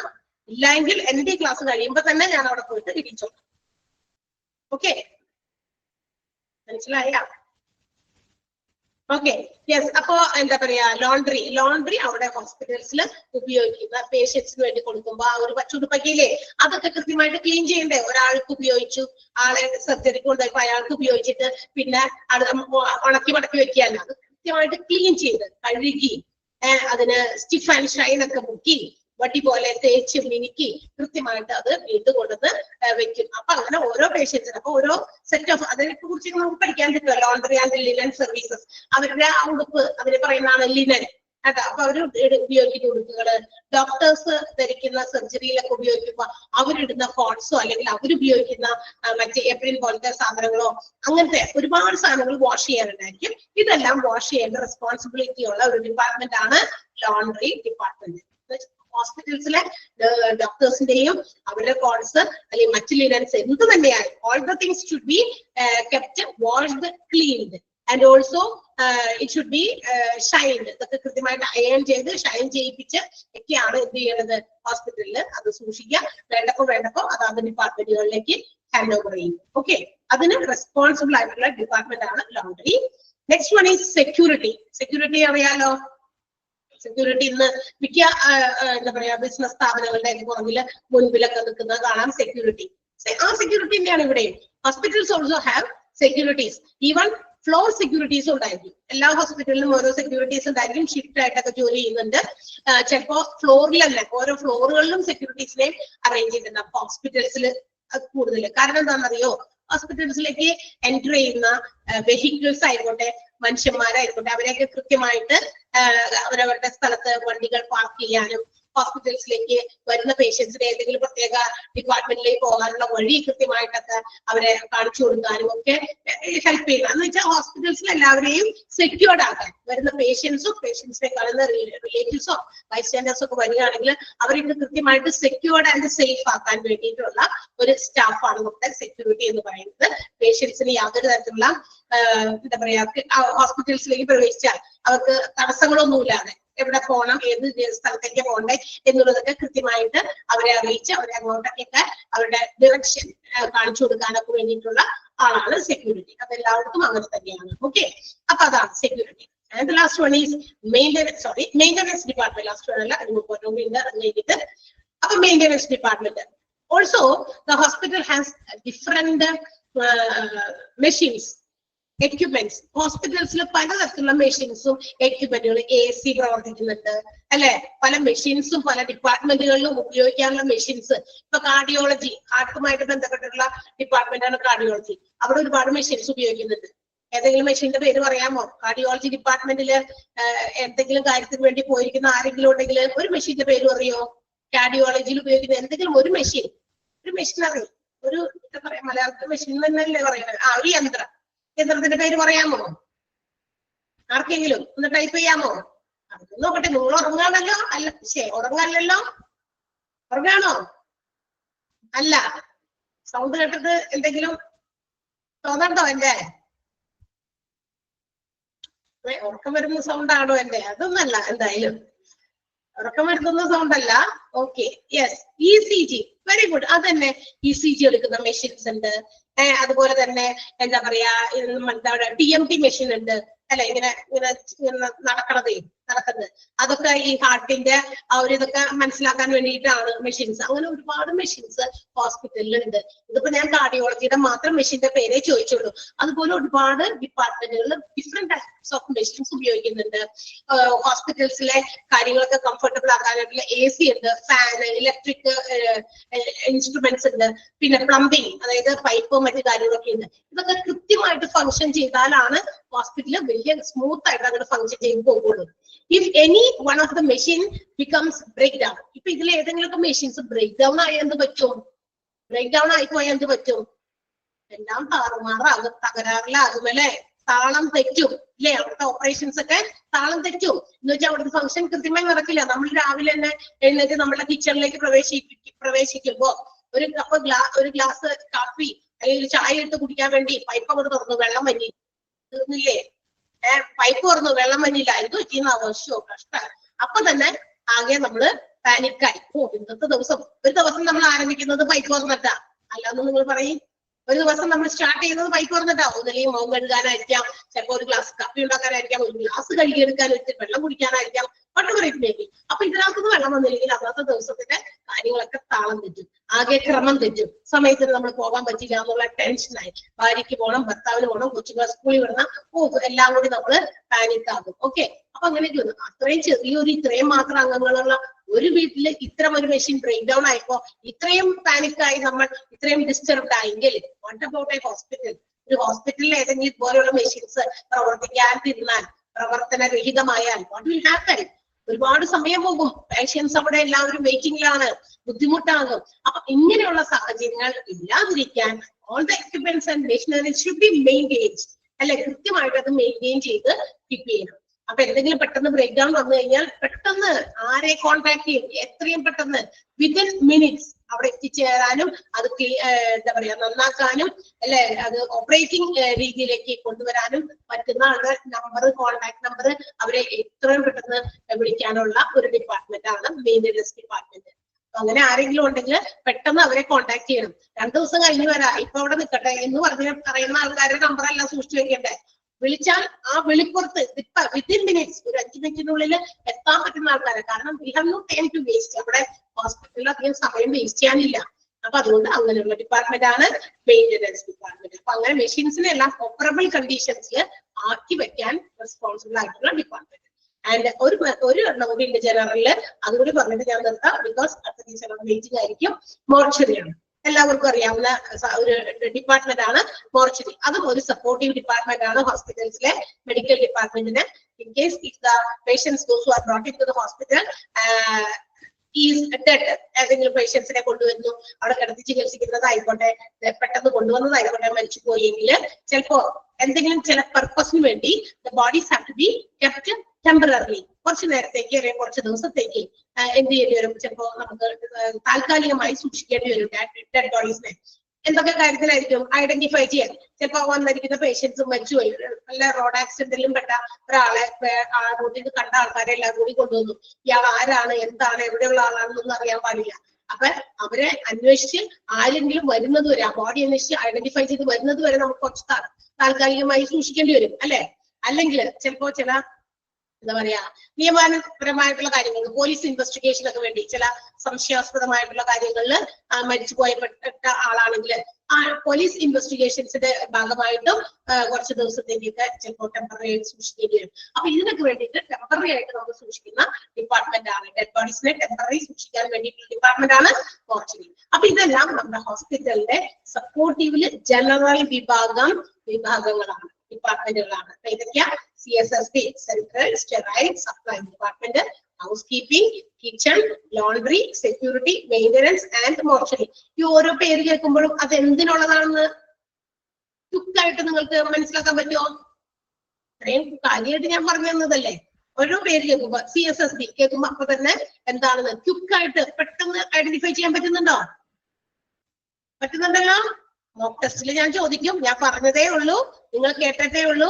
ഇപ്പൊ എല്ലാം ഇവിടെ നിങ്ങൾ സേവ് ചെയ്തിരിക്കുകയാണ്. ഓൾറെഡി അവിടെ തന്നിരിക്കുന്നത് പേരുകൾ മാത്രമാണ്. ഞാൻ ക്വസ്റ്റ്യൻ ചോദിക്കുമ്പോൾ അതിനുള്ളിൽ നിന്ന് ഞാൻ ഇവിടെ പറഞ്ഞു തന്ന കാര്യങ്ങളായിരിക്കും മോക്ക് ടെസ്റ്റിൽ ക്വസ്റ്റ്യൻ വരാം. ഓക്കെ, സോ നിങ്ങൾ അത് ഓർത്തെടുത്ത് ആൻസർ ചെയ്യാം.